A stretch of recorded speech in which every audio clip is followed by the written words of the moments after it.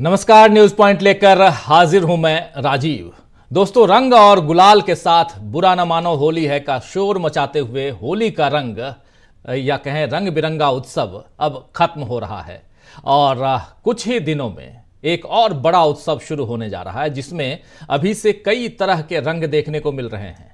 अगले महीने 18वीं लोकसभा चुनाव का पहला चरण जो है वो शुरू हो जाएगा 19 अप्रैल से, जिसमें बीजेपी को फिर से फतह करने की उम्मीद है। मगर आसार ऐसे बन रहे हैं कि बीजेपी नुकसान में दिखाई देने लगी है। बीजेपी की उम्मीदों के रंग में भंग पड़ने की शुरुआत हो चुकी है। बीजेपी को झटके पर झटके लग रहे हैं। सबसे बड़ा झटका तो कल यानी रविवार को तब लगा जब जवाहरलाल नेहरू यूनिवर्सिटी यानी जेएनयू में अखिल भारतीय विद्यार्थी परिषद ABVP, जी हां, अखिल भारतीय विद्यार्थी परिषद, सुना होगा आप लोगों ने, ABVP को हार का सामना करना पड़ा और जेएनयू में भगवा की जगह लाल झंडे लहराने लगे। अध्यक्ष पद पर ऑल इंडिया स्टूडेंट्स एसोसिएशन यानी आइसा के धनंजय, उपाध्यक्ष पद पर स्टूडेंट फेडरेशन ऑफ इंडिया यानी SFI के अभिजीत घोष, महासचिव पद पर बिरसा अंबेडकर फुले स्टूडेंट एसोसिएशन बापसा की प्रियांशी आर्या और संयुक्त सचिव यानी ज्वाइंट सेक्रेटरी के पद पर ऑल इंडिया स्टूडेंट फेडरेशन यानी AISF के मोहम्मद साजिद को जीत मिली है। चारों ही पदों पर ABVP के प्रत्याशी कुछ वोटों से हार गए। कहने को ये एक यूनिवर्सिटी का चुनाव है दोस्तों, स्टूडेंट का चुनाव है, जवाहरलाल नेहरू स्टूडेंट यूनियन का चुनाव है और इसका लोकसभा चुनाव से कोई वास्ता नहीं है, ये कहा जा सकता है, सुनने में अच्छा लगता है। लेकिन कल जिस तरह जवाहरलाल नेहरू यूनिवर्सिटी के नतीजों को लेकर माहौल बनाया जा रहा था और नेशनल मीडिया से लेकर बीजेपी के लोग सोशल मीडिया पर ABVP की जीत का दावा कर रहे थे, उससे समझ आ रहा था कि जेएनयू के चुनाव को राष्ट्रीय राजनीति से किस कदर जोड़ा जा रहा है। दरअसल जेएनयू हमेशा से बीजेपी के आंखों में खटकता रहा है और बीजेपी के सत्ता में आने के बाद ही जेएनयू को बदनाम करने की कोशिशें हुई। आप याद कीजिए, टुकड़े टुकड़े गैंग जैसे शब्दों या शब्दावली या वाक्य की राजनीति यहीं से शुरू हुई और ये करने का मौका जेएनयू से ही बीजेपी को मिला। और इस बार जो चुनाव हुए हैं वो भी 4 साल बाद हुए हैं और इसमें भी बीजेपी ने कब्जा करने की पूरी कोशिश की। आप जान रहे हैं कि वहां के VC भी बीजेपी के कितने कट्टर समर्थक हैं, लेकिन वाम मोर्चे से जुड़े छात्र संगठनों ने यहां अपना परचम लहरा दिया। कुल मिलाकर देखा जाए तो यह बीजेपी के लिए एक बड़ा झटका है। बीजेपी को दूसरा झटका दोस्तों तब मिला जब आरजेडी और कांग्रेस में फूट की खबरें चलने लगीं। कल दिन भर चलाई जा रही थी यह खबर कि आरजेडी और कांग्रेस दोनों में बिहार में फूट पड़ गई है, लेकिन तेजस्वी यादव और लालू प्रसाद यादव दोनों ने इन्हें गलत साबित कर दिया है। कल तेजस्वी यादव, मीसा भारती और लालू यादव तीनों दिल्ली आए। एयरपोर्ट पर उनसे पत्रकारों ने उन्हें घेर लिया और उनके मुंह में कुछ शब्द डालने की कोशिश की गई। आइए पहले तेजस्वी यादव को सुनते हैं, क्या कुछ इनसे पूछा जा रहा है, क्या कुछ जवाब दे रहे हैं, सुनिए। कांग्रेस को लेकर ये कहा है कुछ नहीं, बातचीत नहीं आगे बढ़ रही है। अरे कोई दिक्कत नहीं है, सब 100% सब ठीक है। गठबंधन रहेगा सर? हाँ, गठबंधन रहेगा आरजेडी कांग्रेस का। आपको डाउट है? आपको डाउट है तो आप गलतफहमी में जी रहे। पूछा गया कि क्या गठबंधन रहेगा आरजेडी कांग्रेस का, जवाब सुनिए। क्या आपको डाउट है? बढ़िया जवाब है, बहुत शानदार जवाब एक नेता की तरफ से। और लालू प्रसाद यादव भी इसी मौके पे, उनसे भी पूछा गया, वो क्या कुछ कह रहे हैं जरा सुन लीजिए, उनका अलग अंदाज है। सर, बिहार में कांग्रेस से आरजेडी के बीच में तनातनी हो गई है। कब हो गई? कांग्रेस को आप लोग कितने सीटें ले रहे हैं? कब हो गई? चलिए, आपको कोई जानकारी नहीं है। चलिए, बिहार में सर ठीक हो जाएगा सर? चलिए ना, चलिए सब ठीक है। तो सुना आपने, पत्रकार पूछते हैं कि कांग्रेस और आपकी पार्टी यानी आरजेडी में तनातनी हो गई है, तो लालू प्रसाद यादव अपने अंदाज में बोलते हैं कब हो गई है। चलिए आपको कुछ जानकारी नहीं है। तो बीजेपी की बड़ी हसरत है दोस्तों कि किसी तरह इंडिया गठबंधन टूट जाए और उनके जो सो कॉल्ड जो कुनबा है पत्रकारों का, वो भी यही हसरत पाले हुए हैं, मगर उनके मंसूबे पूरे ही नहीं हो रहे हैं। दरअसल इंडिया गठबंधन में तो सारे दल मिलजुल कर चल रहे हैं। आज ही महाराष्ट्र में उद्धव ठाकरे और शरद पवार चुनावी रणनीति और सीट शेयरिंग पर फिर से बात कर रहे हैं। अभी जब हम ये कार्यक्रम कर रहे हैं तो उधर उन दोनों गुटों की, यानी कि एक तरफ शरद पवार और दूसरी तरफ उद्धव ठाकरे, इन दोनों के बीच मीटिंग चल रही है, बैठक चल रही है। लेकिन बीजेपी को उसके नेता छोड़ते जा रहे हैं। बीजेपी के नेता कैसे बीजेपी को छोड़ रहे हैं, उसकी कुछ बानगी आप लोग लगातार इसी कार्यक्रम में देख रहे हैं। कल गाजियाबाद से सांसद जनरल वीके सिंह, आप जानते हैं जनरल वीके सिंह जो हैं, उन्होंने चुनाव लड़ने से मना कर दिया। कानपुर से सांसद, बीजेपी की बात कर रहा हूं, सत्यदेव पचौरी, उन्होंने भी चुनाव लड़ने से इनकार कर दिया। यूपी में पीलीभीत सीट से बीजेपी ने वरुण गांधी को न उतारकर जितिन प्रसाद को टिकट दे दिया है। कल शाम को उत्तर प्रदेश ही नहीं बल्कि कुछ राज्यों के टिकट यानी प्रत्याशियों की घोषणा बीजेपी ने की, और उसके बाद एक नाम बहुत तेजी से सामने आया जिसके बारे में हम लोग चर्चा पहले भी कर चुके थे, और कहा जा रहा था कि वरुण गांधी का टिकट काटा जा सकता है, और टिकट बीजेपी ने काट दिया। हालांकि उनकी माता जी को टिकट जरूर दिया, लेकिन वरुण गांधी को न उतारकर वहां कांग्रेस से बीजेपी में गए जितिन प्रसाद को टिकट दिया गया है। तो अब वरुण गांधी के अगले कदम पर सबकी नजर टिकी हुई है। अगर वरुण रायबरेली या अमेठी से लड़ने उतरे या पीलीभीत से ही उतरे और विपक्ष उनका साथ दे तो क्या बीजेपी के लिए यह घातक हो जाएगा, यह भी देखना होगा। वरुण की मां यानी मेनका गांधी क्या अपने बेटे की टिकट न मिलने के बाद मोदी को मन से माफ कर पाएंगी या बीजेपी को बाय बोल देंगी, यह भी देखना होगा। फिलहाल वरुण गांधी का टिकट काटकर अपने लिए एक और झटके का इंतजाम बीजेपी ने खुद ही कर लिया है। वहीं अब जरा उत्तर प्रदेश से राजस्थान की तरफ चलते हैं। राजस्थान में लोकसभा अध्यक्ष ओम बिरला के खिलाफ, जी हां, ओम बिरला चुनाव लड़ रहे हैं और उनके खिलाफ कांग्रेस ने प्रहलाद गुंजल को उतारा है, जो हाल ही में कांग्रेस में शामिल हुए हैं, बीजेपी से आए थे। उन्होंने बीजेपी इसलिए छोड़ी थी क्योंकि वहां उन्हें जिल्लत महसूस हो रही थी। उनका बयान ही है, बीजेपी में ऐसा अपमान बहुत से नेता महसूस करने लगे हैं और इसीलिए या तो वो कांग्रेस में जा रहे हैं या चुनाव ही नहीं लड़ रहे हैं। प्रहलाद गुंजल वसुंधरा खेमे के माने जाते हैं, वसुंधरा राजे पूर्व मुख्यमंत्री उस खेमे के माने जाते हैं। वसुंधरा राजे का क्या हश्र बीजेपी के में रहते हुए हुआ है वो आप लोगों ने देखा। तो ये तय मानिए कि बीजेपी की ये फूट अभी और बढ़ सकती है। तो दोस्तों, बीजेपी को मिल रहे इन झटकों से समझ में आता है कि इस बार होली उसके लिए जीत के रंगों का संदेश शायद नहीं लाई है, और ऐसा लग रहा है कि आम चुनाव से पहले हार का स्वाद बीजेपी को मिलने लगा है। तो क्या बीजेपी इन झटकों से खुद को बचा पाएगी? आइए, क्यों चुनाव से पहले बीजेपी को झटके पे झटके लग रहे हैं, क्यों बीजेपी को हम कह रहे हैं कि बड़ा झटका लगा है, आइए इसकी चर्चा करते हैं। हमारे साथ कुछ बड़े साथी जुड़े हुए हैं, उन सबसे आपका पहले परिचय करवाता हूं, आगे बढ़ते हैं। हमारे साथ इस वक्त 6 वरिष्ठ साथी जुड़े हुए हैं। प्रशांत टंडन जी हैं, डॉक्टर दीपक पाचपोर जी हैं, मुकेश कुमार सिंह साहब हैं, सुनील शुक्ला जी हैं, अनिल सिन्हा जी हैं और अमलेंदु उपाध्याय जी हैं। आप सबको होली की बहुत बहुत शुभकामनाएं और बहुत धन्यवाद, बहुत शुक्रिया कि आज व्यस्त शाम आप लोगों की सबकी और उसमें आप लोगों ने वक्त निकाला। बहुत बहुत शुक्रिया अदा करता हूं आप तमाम पैनलिस्ट साथियों का, और आप तमाम दोस्त साथी शुभचिंतक, आप सबका भी बहुत बहुत शुक्रिया और बहुत धन्यवाद। और आप सबका स्वागत है, इस्तकबाल है इस कार्यक्रम में जुड़ने के लिए, और व्यस्ततम अपने कार्यक्रमों में से इस कार्यक्रम को देखने के लिए आप समय निकाले, उसके लिए भी बहुत बहुत शुक्रिया अदा करता हूं और आप सबका स्वागत करता हूं। सीधा आना चाहता हूं प्रशांत टंडन जी आपके पास। प्रशांत जी, जेएनयू से लेकर प्रहलाद गुंजल तक आप देखिए तमाम चीजों को रख चुका हूं और झटका लिख भी रहा हूं, बीजेपी को बड़ा झटका। कैसे आप देखते हैं?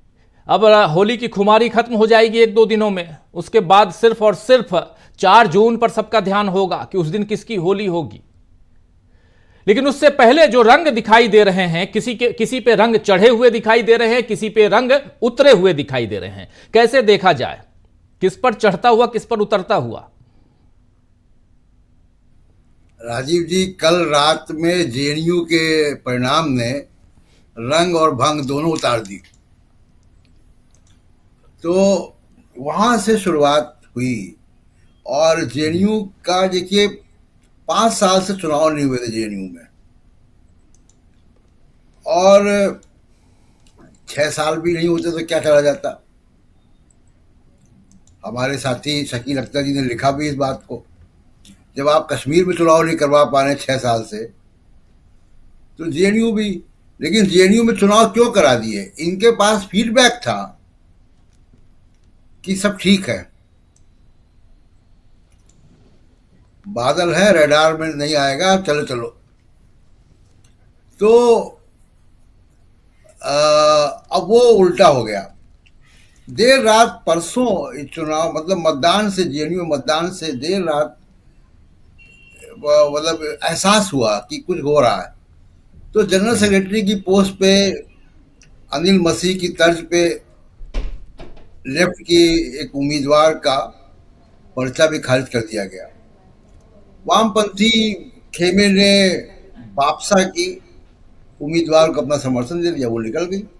जी बिल्कुल। तो चारों सीटों के एबीवीपी बाहर हो गई। जेएनयू के चुनाव का राष्ट्रीय राजनीति में कोई असर नहीं है, लेकिन ये कि एक हेडलाइन मैनेजमेंट की जब आप बात कर रहे हैं और वहां से ये खेल जेएनयू में जीत के बाद ये बड़ा शोर मचाने की वो उम्मीद थी कि जेएनयू में वामपंथी को हम हरा देंगे, तो फिर हम कई दिन तक इसका जो है गाना गाएंगे।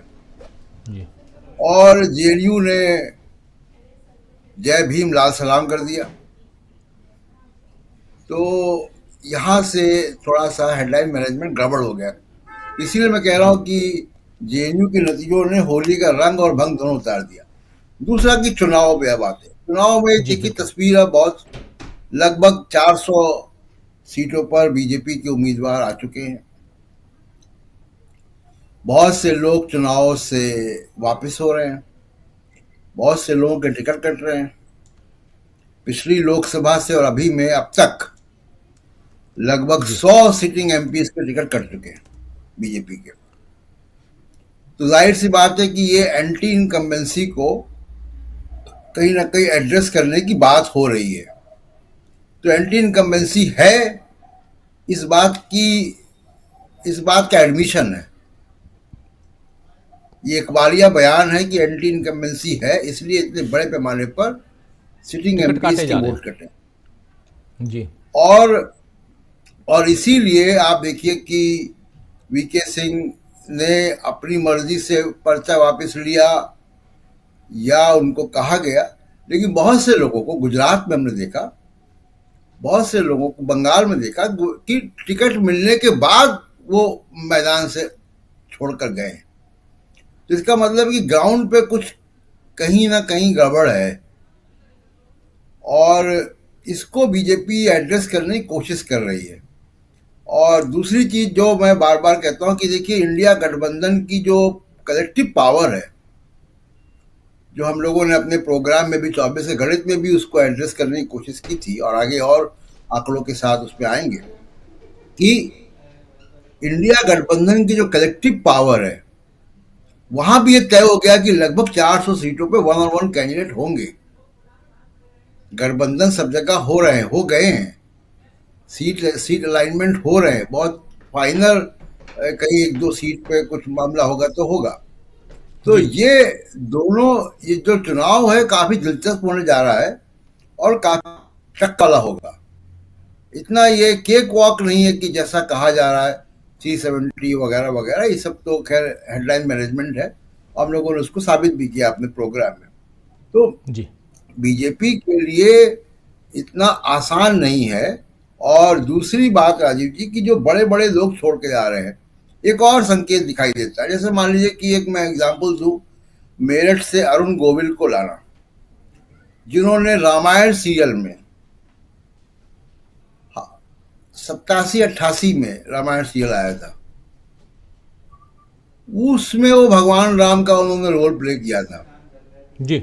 उनको मेरठ से उतारने का मतलब है कि आप अभी या कंगना रनावत को हिमाचल प्रदेश से उतारने का मतलब है कि आपको जरूरत पड़ रही है क्राउड पुलर्स की। यानी अब मोदी जी अकेले क्राउड पुलर नहीं हैं, उनको फिल्म इंडस्ट्री के, टीवी सीरियल के कलाकार की आवश्यकता पड़ रही है क्राउड पुल करने के लिए।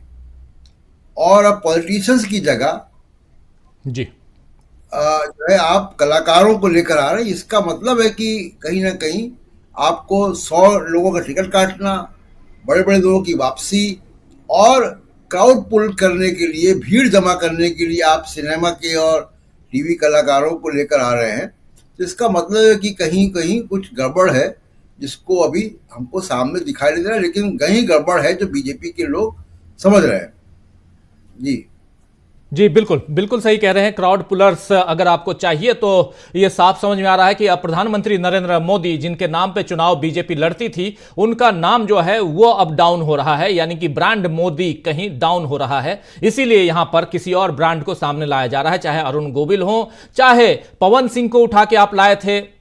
आप याद कीजिए कि पवन सिंह ने फिर मना कर दिया। बात चल रही थी कि शायद वो बिहार से चुनाव लड़ें, लेकिन बिहार में बीजेपी ने 17 के 17 सीटों पे अपने उम्मीदवारों को उतार दिए हैं। तो यानी पवन सिंह जो भोजपुरी एक्टर हैं, जिनको शत्रुघ्न सिन्हा के सामने उतारा गया था, लेकिन वो अब ऐसा सुनने में आ रहा है कि आरजेडी से शायद चुनाव लड़ें। लेकिन दूसरी तरफ कंगना रनौत की बात, मंडी से चुनाव के लिए उनको उतारा गया है। तो ऐसे तमाम कई ऐसे नेता हैं जो क्राउड पुलर हैं और बीजेपी को लगता है कि इनके भरोसे इस बार का चुनाव जीता जा सकता है। यानी पहली परीक्षा ये है, अभी तक जैसा लग रहा है पहली परीक्षा है। आना चाहता हूं सुनील शुक्ला जी आपके पास कि या मोदी जी के लिए 2014 और 2019 बिल्कुल फ्री मैदान, चलो लड़ो, सरकार बना लो, लेकिन 2024 जो है ये पहली परीक्षा है जिससे उनको गुजरना है, ये माना जाए,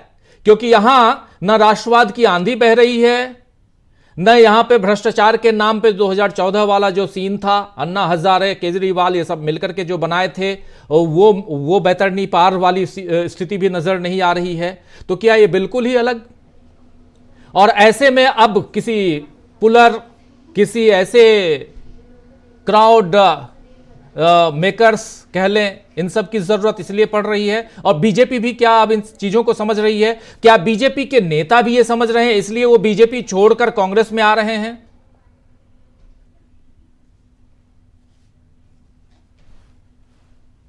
अनम्यूट कीजिए प्लीज। धन्यवाद राजीव जी। 2014 भी कोई मोदी जी के लिए मैदान नहीं खुला हुआ था। एक परिवर्तन की बात हो रही थी। भारतीय जनता पार्टी ने या अन्ना आंदोलन ने या अन्य सिविल सोसाइटी के लोगों ने एक पूरे देश भर में यूपीए सरकार के खिलाफ एक माहौल बनाया। उसका वो परिणाम था। किसी नेता विशेष या किसी दल विशेष के प्रति कोई आग्रह लोगों के पास नहीं था। यह जरूर था कि मोदी जी ने लोगों को नए भारत बनाने का सपना दिखाया और लोग आकर्षित हुए और एक विकल्प उन्होंने प्रस्तुत किया और इस वजह से एक व्यापक जन समर्थन भारतीय जनता पार्टी या एनडीए को मिला। लेकिन 2024 के चुनाव में आप नारे नहीं गढ़ सकते, सरकार में रह के आप नारे नहीं गढ़ सकते। 10 साल सत्ता में रहने के बाद आपको अपने सरकार के काम काज का लेखा जोखा लोगों के सामने रखना होगा। आप उससे बच नहीं सकते। आप इधर उधर की बात से लोगों का मन नहीं बहला सकते। जो बातें आपने कही थी या जिन मुद्दों से परेशान होकर के लोगों ने आपको चुना था, उनके बारे में आपने क्या किया है यह बताना पड़ेगा आपको। यह बात नहीं चलेगी कि हम आपसे पूछेंगे कि महंगाई इतनी क्यों है, तो आप ये बताइए कि साहब विदेश में हमारा सम्मान बहुत बढ़ गया। हम आपसे ये पूछेंगे कि साहब बेरोजगारी की स्थिति क्या है, तो आप ये कहिए कि साहब यूक्रेन का युद्ध हमने रुकवा दिया। ये चलेगा नहीं, चलता नहीं है कहीं। ये कहीं भी डेमोक्रेसी की कल्पना इसीलिए की गई है। 5 साल के बाद चुनाव इसीलिए होते हैं कि हम अपने सरकार के कामकाज का मूल्यांकन करेंगे और हम फिर जिसको मत देना होगा मत देंगे। अन्यथा चुनाव की जरूरत क्या है? नारे गढ़ने के लिए तो विद्वानों को पकड़ लाइए। एडवर्टाइजमेंट एजेंसी वाले बहुत बढ़िया बड़े नारा बनाते हैं। उनके नारों क्या है, कौन है ठंडा मतलब पता नहीं किसका जैसे ही कराम लेते हैं सब। तो नारों से बात नहीं बनती, बन नहीं सकती। आपको अपने कामकाज बताने पड़ेंगे और खासतौर से उन सवालों का जवाब देना पड़ेगा जो आम व्यक्तियों के जीवन से जुड़े हुए हो। आप दावा क्या करते हैं? आप दावा करते हैं कि भारतीय जनता पार्टी वो पार्टी है जो अपने आम कार्यकर्ता का ख्याल रखती है। बहुत अच्छी बात है। अरुण गोविल साहब भारतीय जनता पार्टी में कब शामिल हुए थे, जरा हमको कोई बता दे। कहां ये दरी बिछाते हुए पाए गए थे? कंगना रनौत जी कब बीजेपी की मेंबर बनी थी? किस जगह धरना प्रदर्शन जुलूस में वो शामिल हो गई थी? किस संघ की शाखा में उन्होंने कब जाकर के अपने भाषण दिए थे? कहां से ले आया आप इन लोगों को? ये जो जज साहब को आपने बनाया,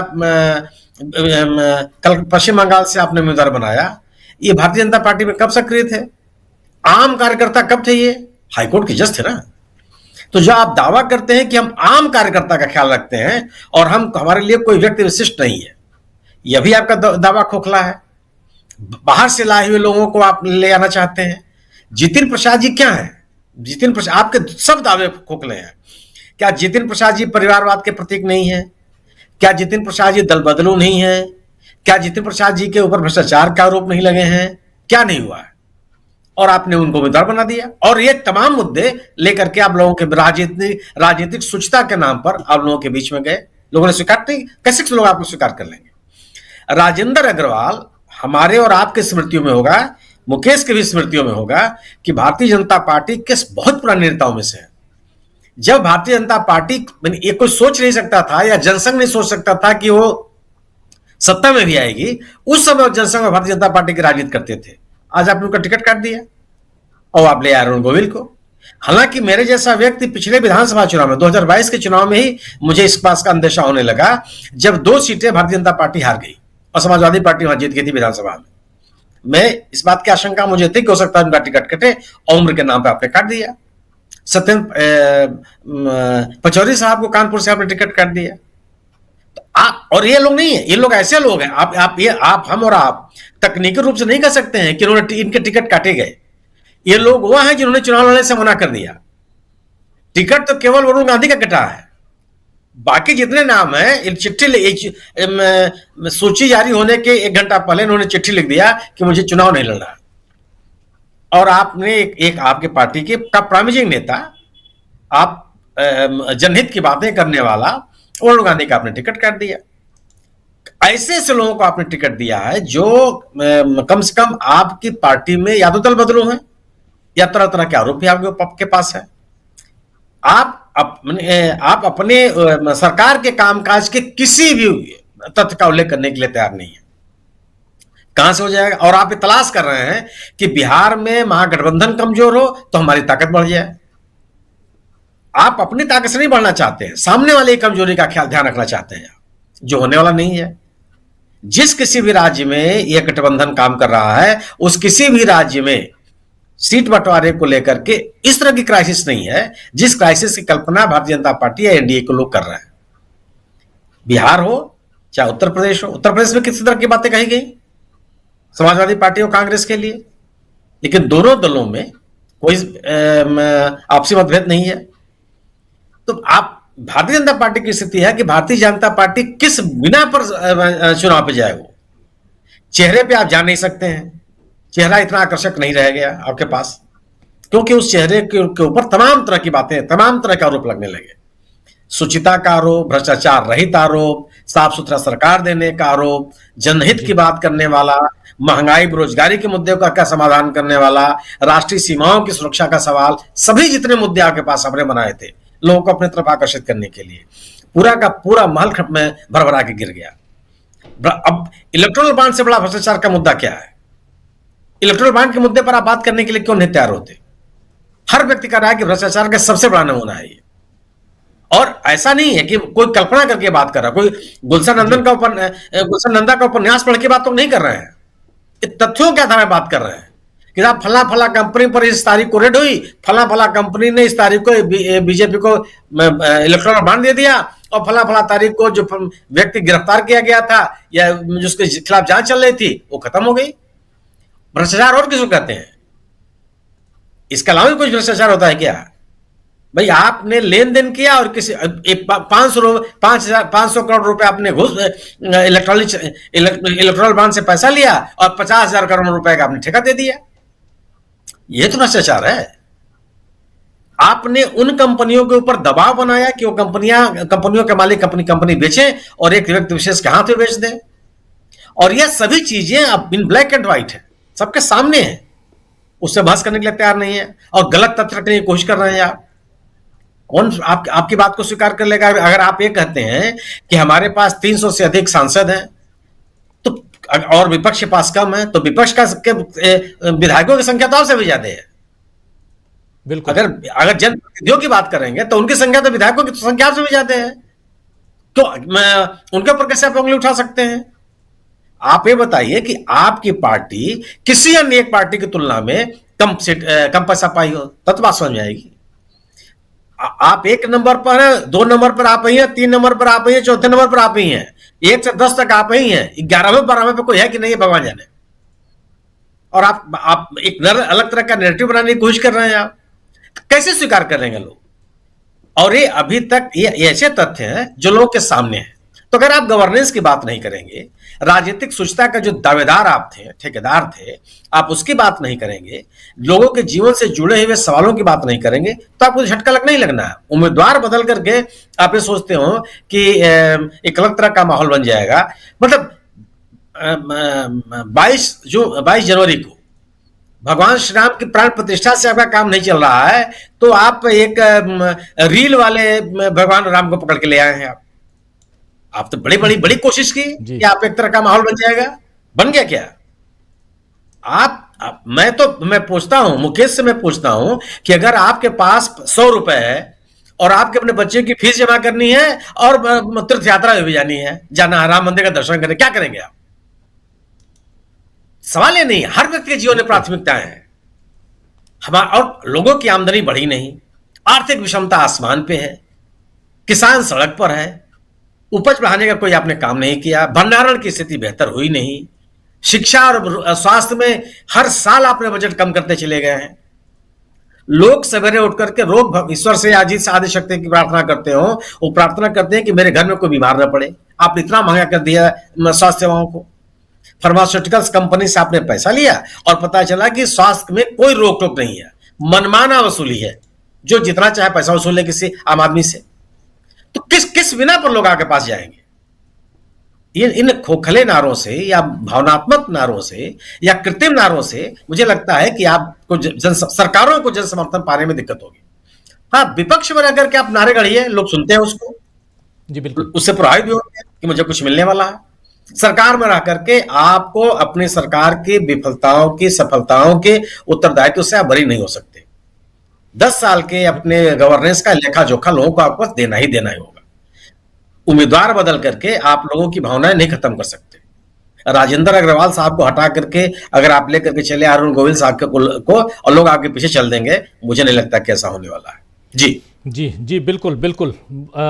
अरुण गोविल, आप जानते होंगे दोस्तों, जो 90 के दशक में लेट 80s में रामायण सीरियल देखे होंगे, उनको पता होगा कि उनमें राम की भूमिका जो की थी, अदा की थी, वो अरुण गोविल थे। और वही अरुण गोविल तो एक राम को हम लाए हैं कहकर अयोध्या में आपने मंदिर तो बनवाया, उसके बाद उसका तामझाम 22 तारीख की बात कर रहे थे हमारे साथी सुनील शुक्ला जी। 22 जनवरी को वहाँ प्राण प्रतिष्ठा आपने की।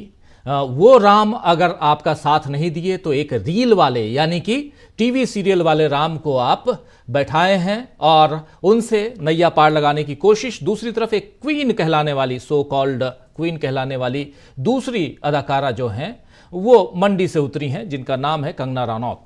तो बड़े बड़े नाम, और इन नामों के सहारे क्या इस बार बीजेपी की नैया पार लगेगी? लेकिन इन नामों के बीच एक नाम और है जिसका टिकट काट दिया गया है, वो है वरुण गांधी।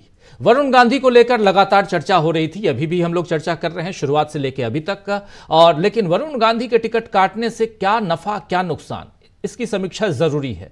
जरा आना चाहता हूं मुकेश कुमार सिंह साहब आपके पास, हमारे साथ जुड़ गए हैं डॉक्टर प्रकाश हिंदुस्तानी जी। आपका स्वागत करता हूं प्रकाश जी इस कार्यक्रम में, और होली की मुबारकबाद आपको। और मुकेश जी, सीधे इसी सवाल के साथ, वरुण गांधी नहीं आ रहे हैं बीजेपी की तरफ से, हालांकि 2 मां बेटे में से एक को टिकट दिया गया, मेनका गांधी को। आपको याद होगा कि मेनका गांधी की ने अपनी पार्टी को संजय विचार मंच या संजय विचार मोर्चा, ऐसा कुछ उनकी पार्टी थी, जिसका विलय उन्होंने कर लिया था। और ये उम्मीद उन्होंने नहीं की होगी कि हमारी पार्टी का विलय के बाद मेरे बेटे को ही टिकट बीजेपी नहीं देगी।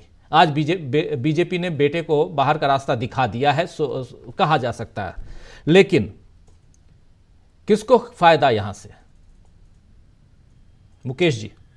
देखिए, निश्चित रूप से राजीव, इसमें कहीं कोई दो राय नहीं है कि बीजेपी के पास अपने इस फैसले का कोई जेन्युइन पॉलिटिकल जस्टिफिकेशन हो ही नहीं सकता। मैं थोड़ी देर के लिए बीजेपी की नजर से सोचने की कोशिश करता हूं। उनको सिर्फ और सिर्फ इतना दिख रहा है कि वरुण गांधी ने बीते वर्षों में एक क्रिटिकल पब्लिक, जिसे हम कहते हैं जन सरोकार का एक उन्होंने पोस्चरिंग ली थी। जो चीजें उन्हें अपनी सरकार और व्यवस्था के बारे में गलत और नागवार दिखती थी, उस पर वो समय समय पे उंगली उठाते रहते थे और अपना बयान देते रहते थे। तो ऐसा व्यक्ति आपको बर्दाश्त नहीं है, आपने साफ साफ कह दिया। ये सबसे सिंपल एक्सप्लेनेशन है वरुण गांधी का, कि वरुण गांधी के मामले में आपको इससे नहीं पता कि वो जीत सकते हैं कि नहीं, लेकिन आप उनकी छोटी मोटी जेन्युइन आलोचनाओं को भी एब्जॉर्ब करने, बर्दाश्त करने, हजम करने की स्थिति में नहीं, लिहाजा आपने उनका टिकट काट दिया।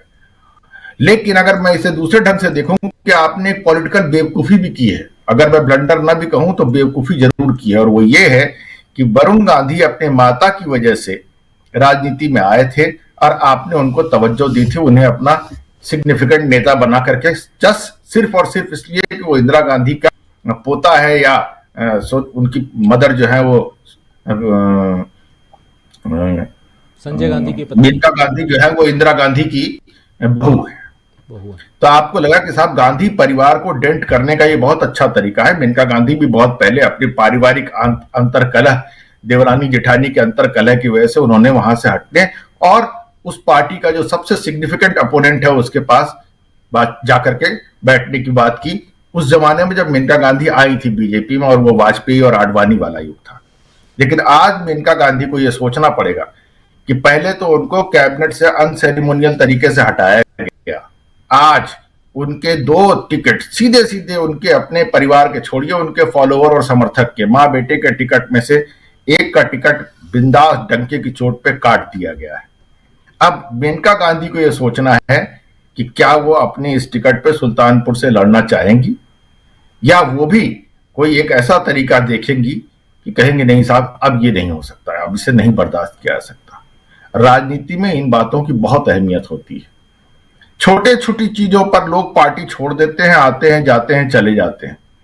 असम का एक नेता है, कांग्रेस का विधायक है, वो चाहता था उसकी बीवी को एमपी का टिकट मिल जाए, टिकट नहीं मिला तो बिल्कुल चुनाव गर्म है ना, मैंने कांग्रेस पार्टी छोड़ रहा हूं। ऐसे ही लोग बीजेपी में भी कर रहे हैं। तो ये छोड़ना पकड़ना एक तरफ है, लेकिन कई बार आपके सामने स्थिति ये हो जाती है कि अब वरुण गांधी के सामने विकल्प क्या है।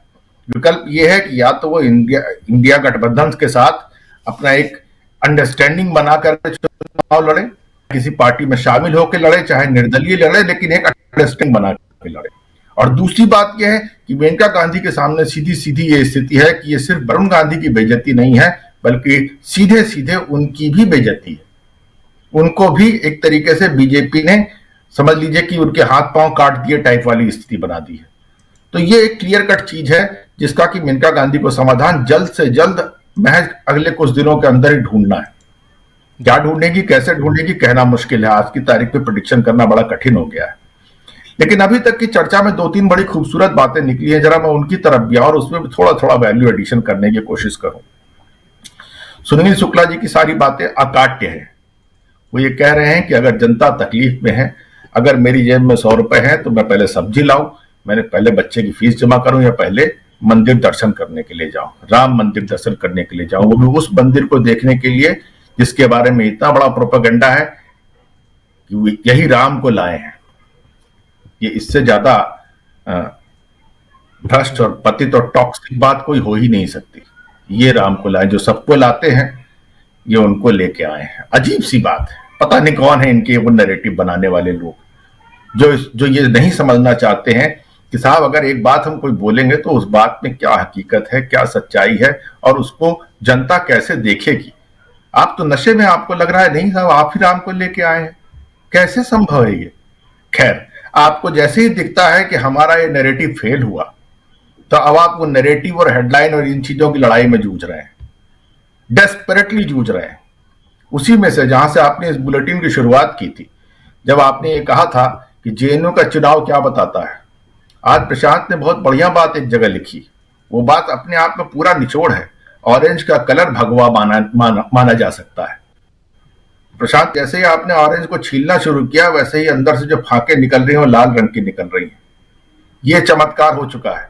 और ये तब है जब आपको दिख रहा है साफ साफ कि साहब ये 5 साल जो है के बाद आप चुनाव करा रहे हैं, तो इसलिए करा रहे हैं क्योंकि आपको ग्राउंड से ये फीडबैक मिला था। यानी आपको फीडबैक देने वाली एजेंसी, वो तंत्र भी एक तरीके से भ्रष्ट हो गया है। वो सिर्फ अहो रूपम अहो ध्वनि वाली काम कर रहा है। राजा जिससे खुश हो वही बात बोलनी है, वही कर रहा है, आपको सच नहीं बता रहा है। और सच बताने का जो तरीका है वो आपको कंपेल कर रहा है कि आप अपने तकरीबन देखिए ना 66% सीटें अभी तक आप काट चुके हैं अपने एग्जिस्टिंग एमपीज की जी। तो ये साफ बताया है कि आपकी जमीनी स्थिति क्या है, आप कहां खड़े हैं। और ये बातें इसलिए महत्वपूर्ण है क्योंकि आप फिर लोगों को भ्रमित करने के लिए झूठ फैलाना आपका सबसे बड़ा हथियार रहा है। वही सबसे बड़ा गुण है आपके अंदर कि आप झूठ फैलाने के महारथी रहे हैं। इस मामले में आपका कोई मुकाबला नहीं कर सकता, आज से नहीं 1925 से। जब देश में ये तमाम संचार के साधन नहीं थे तब तो आपने गणेश जी को सफलतापूर्वक दूध पिला के दिखा दिया था, राष्ट्रीय स्तर पे अंतरराष्ट्रीय स्तर पे दिखा दिया था। ये सब आपकी बहुत बड़ी खूबियां हैं। उसी झूठ को आप घुमा करके अपने गोदी मीडिया के माध्यम से, अपने चंपू मीडिया के माध्यम से, अपने चंडू खाने के माध्यम से आप ये नैरेटिव बनाने की कोशिश कर रहे हैं कि ये जो विपक्षी गठबंधन है, ये जो तथाकथित घमंडिया गठबंधन है, मतलब परस्त और भ्रष्ट गठबंधन है, ये आपस में लड़ रहा है। सूत न कपास जुलाए से लट्ठम लट्ठा वाला आप नैरेटिव बनाने की कोशिश कर रहे हैं। क्यों भाई? और उसके आगे फिर जिस बात को सुनील जी ने बहुत अच्छे ढंग से अपने दर्शकों को समझाया कि भैया अभी आपका लोग काम देखेंगे, आपकी परफॉर्मेंस देखेंगे, आपने क्या कहा है, कब कहा है, कैसे कहा है, उसका आकलन करेंगे। ऐसा हो ही नहीं सकता कि आपको आंख बंद करके जनता वोट दे दे। अगर दे सकती होती तो आपको कोई दिक्कत ही नहीं, कोई चिंता ही नहीं थी। और रही बात इसकी कि आपके नैरेटिव में कहीं से ये इल्म नहीं है, कहीं से ये इंडिकेशन नहीं है कि आप इस इलेक्टोरल बॉन्ड के सर्वविदित विकराल घोटाले की जांच कराने का कोई आपकी तरफ से इनिशिएशन है, कोई संकल्प है कि हाँ साहब हम खुली किताब हैं, आइए हमारी जांच कर लीजिए? नहीं ना। तो ये साफ बता रहा है कि आप बुरी तरीके से अपने ही बनाए, मैंने एक दिन और कहा था, अपने ही बनाए जाल में, अपने ही बनाए मकड़ जाल में आप बुरी तरह से उलझे हुए हैं। कोई रास्ता नहीं दिख रहा कि आप निकल जाएं। आप जो काडर की पार्टी है, सोचिए जिन लोगों ने आपके यहां 5 साल 10 साल 20 साल 50 साल आपके यहां तपस्या की, जैसी भी की, लेकिन आपके यहां रह के, आपके झंडे के नीचे रह करके, उन लोगों का अगर आप चुनाव के वक्त नहीं लिहाज कर सकते, नहीं ख्याल रख सकते, तो फिर आप किसका ख्याल रखेंगे? आपको रियल का राम तो गुजारा हो नहीं रहा, अब रील के राम से हो जाएगा। ये भ्रम है, ये धोखा है, हो नहीं पाएगा। जी जी, ये सब अपनी मट्टी पलीत कराएंगे, ऐसा कुछ हो। आप सोचिए, आज बहुत एक सुंदर खूबसूरत कार्टून था राजीव, ये समझने वाली बात है, जनता तक जो लोग नहीं भी पहुंचता है, एक छोटा सा पॉकेट कार्टून अखबार में छपा। एक कुर्सी पे बैठी है कंगना रनौत, दूसरी पे बैठी है स्मृति ईरानी। कंगना रनौत इधर से पूछ रही है, कार्टून है जैसे बनता है कार्टून, कि ये चुनाव जीतने के लिए क्या करना, राजनीति में क्या करना पड़ता है। उनका सवाल था राजनीति में क्या करना पड़ेगा। तो उधर से स्मृति ईरानी जवाब देती है उसमें एक्टिंग करनी पड़ेगी। तो माफ कीजिएगा दोस्तों, ऐसा हो ही नहीं सकता कि जनता को एक्टिंग ना समझ में आए। जरूर आएगी, आती ही है। और अगर नहीं आएगी और नहीं आ सकती है तो जान लीजिए कि लोकतंत्र में फिर कुछ बचा ही नहीं। कोई और है जो कहीं और से अफीम खिला रहा है। एक और चीज चलते चलते मैं बोलता हूं कि आप देखें कि अगर हमारे देश की राजनीति इस तरह की हो रही है जिसमें कि आसानी से हम एमपीज को, एमएलए को खरीद करके सरकार बना लेते हैं, तो उसमें पूंजीपतियों का क्या योगदान होता है, कैसा योगदान होता है। जरा इस चीज को एनालाइज करके देखें कि फर्ज कीजिए कि एक पार्टी जिसके पास 150 सीट या 200 सीट है और उसे 70-75 सीटों की जरूरत है और एक एमपी का दाम 5 करोड़ 6 करोड़ 8 करोड़ 10 करोड़ है, आपको 10 करोड़ की दर से 100 एमपी को खरीदने के लिए कितने पैसे लेंगे? 1000 करोड़। जहां आपको चंदा मिल रहा है 6000 8000 10,000 करोड़ का, उसमें से 1000 करोड़ क्या मायने रखता है? लिहाजा मैं कहना यह चाह रहा हूं कि यही वो समय है जब जनता को यह समझना होगा कि वो किन लोगों को अपने वोट देने के बारे में सोच रही है, किस तरह की राजनीति को आगे बढ़ाना चाहती है। ये बहुत गंभीर सवाल है और यही है वो समय। मेहरबानी करके जनता को समझना चाहिए, अपनी आंख खोलनी चाहिए, अपना हित सोचिए, छोड़िए इन राजनीतिक दलों का, अपना हित सोचिए कि मेरा हित किसमें है। जी राजीव। जी बिल्कुल बिल्कुल, बहुत सारी चीजें, चुनाव है सिर पे, अब होली की खुमारी खत्म होगी और चुनाव का रंग जो है वो चढ़ना शुरू हो जाएगा। आप जानते हैं लगभग शुरू हो चुका है और ऐसे में तमाम दल, खासकर बीजेपी और कांग्रेस, दूसरे दल भी सब अपने अपने प्रत्याशियों को मैदान में उतार रहे हैं। इनकी जो सीटों की, जो प्रत्याशियों की जो लिस्ट है, पहली, दूसरी, तीसरी, चौथी, पांचवी, छठवीं, ये सारी लिस्ट आ चुकी हैं। कांग्रेस पार्टी की छठवीं लिस्ट आ गई आज, जिसमें 5 प्रत्याशियों को उन्होंने उतारे हैं। तो ये सब आप तक हम पहुंचाते रहे हैं, पहुंचाते रहेंगे, लेकिन ये जो एक रंग की बात है, चुनावी रंग की बात है, उसमें किसके ऊपर रंग चढ़ने वाला है और किसका रंग भंग होने वाला है, ये सब भी इसी बीच हम आप तक पहुंचाते रहेंगे। एक बहुत ही महत्वपूर्ण बात हुई जब तेजस्वी यादव और लालू प्रसाद यादव और मीसा भारती ये दिल्ली पहुंचे। एयरपोर्ट पर उनसे पूछा गया, जो साथी शुरुआत में जुड़े हैं वो जरूर देखे होंगे, लेकिन बाद में ये इसलिए क्योंकि कैसे नैरेटिव सेट किया जाता है कि इंडिया गठबंधन में सब कुछ जो है गलत चल रहा है और इंडिया गठबंधन कितना कमजोर होता जा रहा है। नतीजा ये है कि वहां से लेकर, जब से इसकी शुरुआत हुई थी, वहां से लेकर अभी तक इंडिया गठबंधन अपने आप में जो है बहुत मजबूती के साथ आगे बढ़ता हुआ दिखाई दे रहा है। एक बात यहां और जोड़ना चाहूंगा, अभी हम एक बार फिर से सुनेंगे तेजस्वी यादव को, लेकिन उससे पहले आज ही, अभी से 3 दिन पहले, प्रतिभा सिंह जो मंडी से कांग्रेस पार्टी की सांसद हैं, उन्होंने अभी 3-4 दिन पहले बयान दिया था कि मैंने कह दिया अपने आला कमान को, हाई कमान को, कि मैं चुनाव नहीं लड़ूंगी। लेकिन अब कंगना रनौत के वहां से मंडी से उतरने के बाद उन्होंने कहा है कि आला कमान जो कहेंगी मैं वही करूंगी। तो यहां यानी कि वो चुनाव लड़ने के लिए तैयार हैं। तो ये भी एक स्ट्रेटेजी का हिस्सा है क्या? वॉकओवर नहीं देना, बीजेपी को लगा कि वॉकओवर है वहां पे, अब प्रतिभा सिंह जी चुनाव नहीं लड़ेंगी, उतारो कंगना रनौत को। लेकिन अब एक अच्छी फाइट हमको देखने को वहां, जब प्रतिभा सिंह वहां से चुनाव लड़ेंगी और सामने होंगी कंगना, दोनों के बीच शायद अच्छी फाइट देखने को मिले। बात मैं हिमाचल की कर रहा हूं दोस्तों। जरा आना चाहता हूं एक बार जल्दी से अनिल जी के पास, उनके बाद फिर डॉक्टर प्रकाश हिंदुस्तानी जी के पास आता हूं।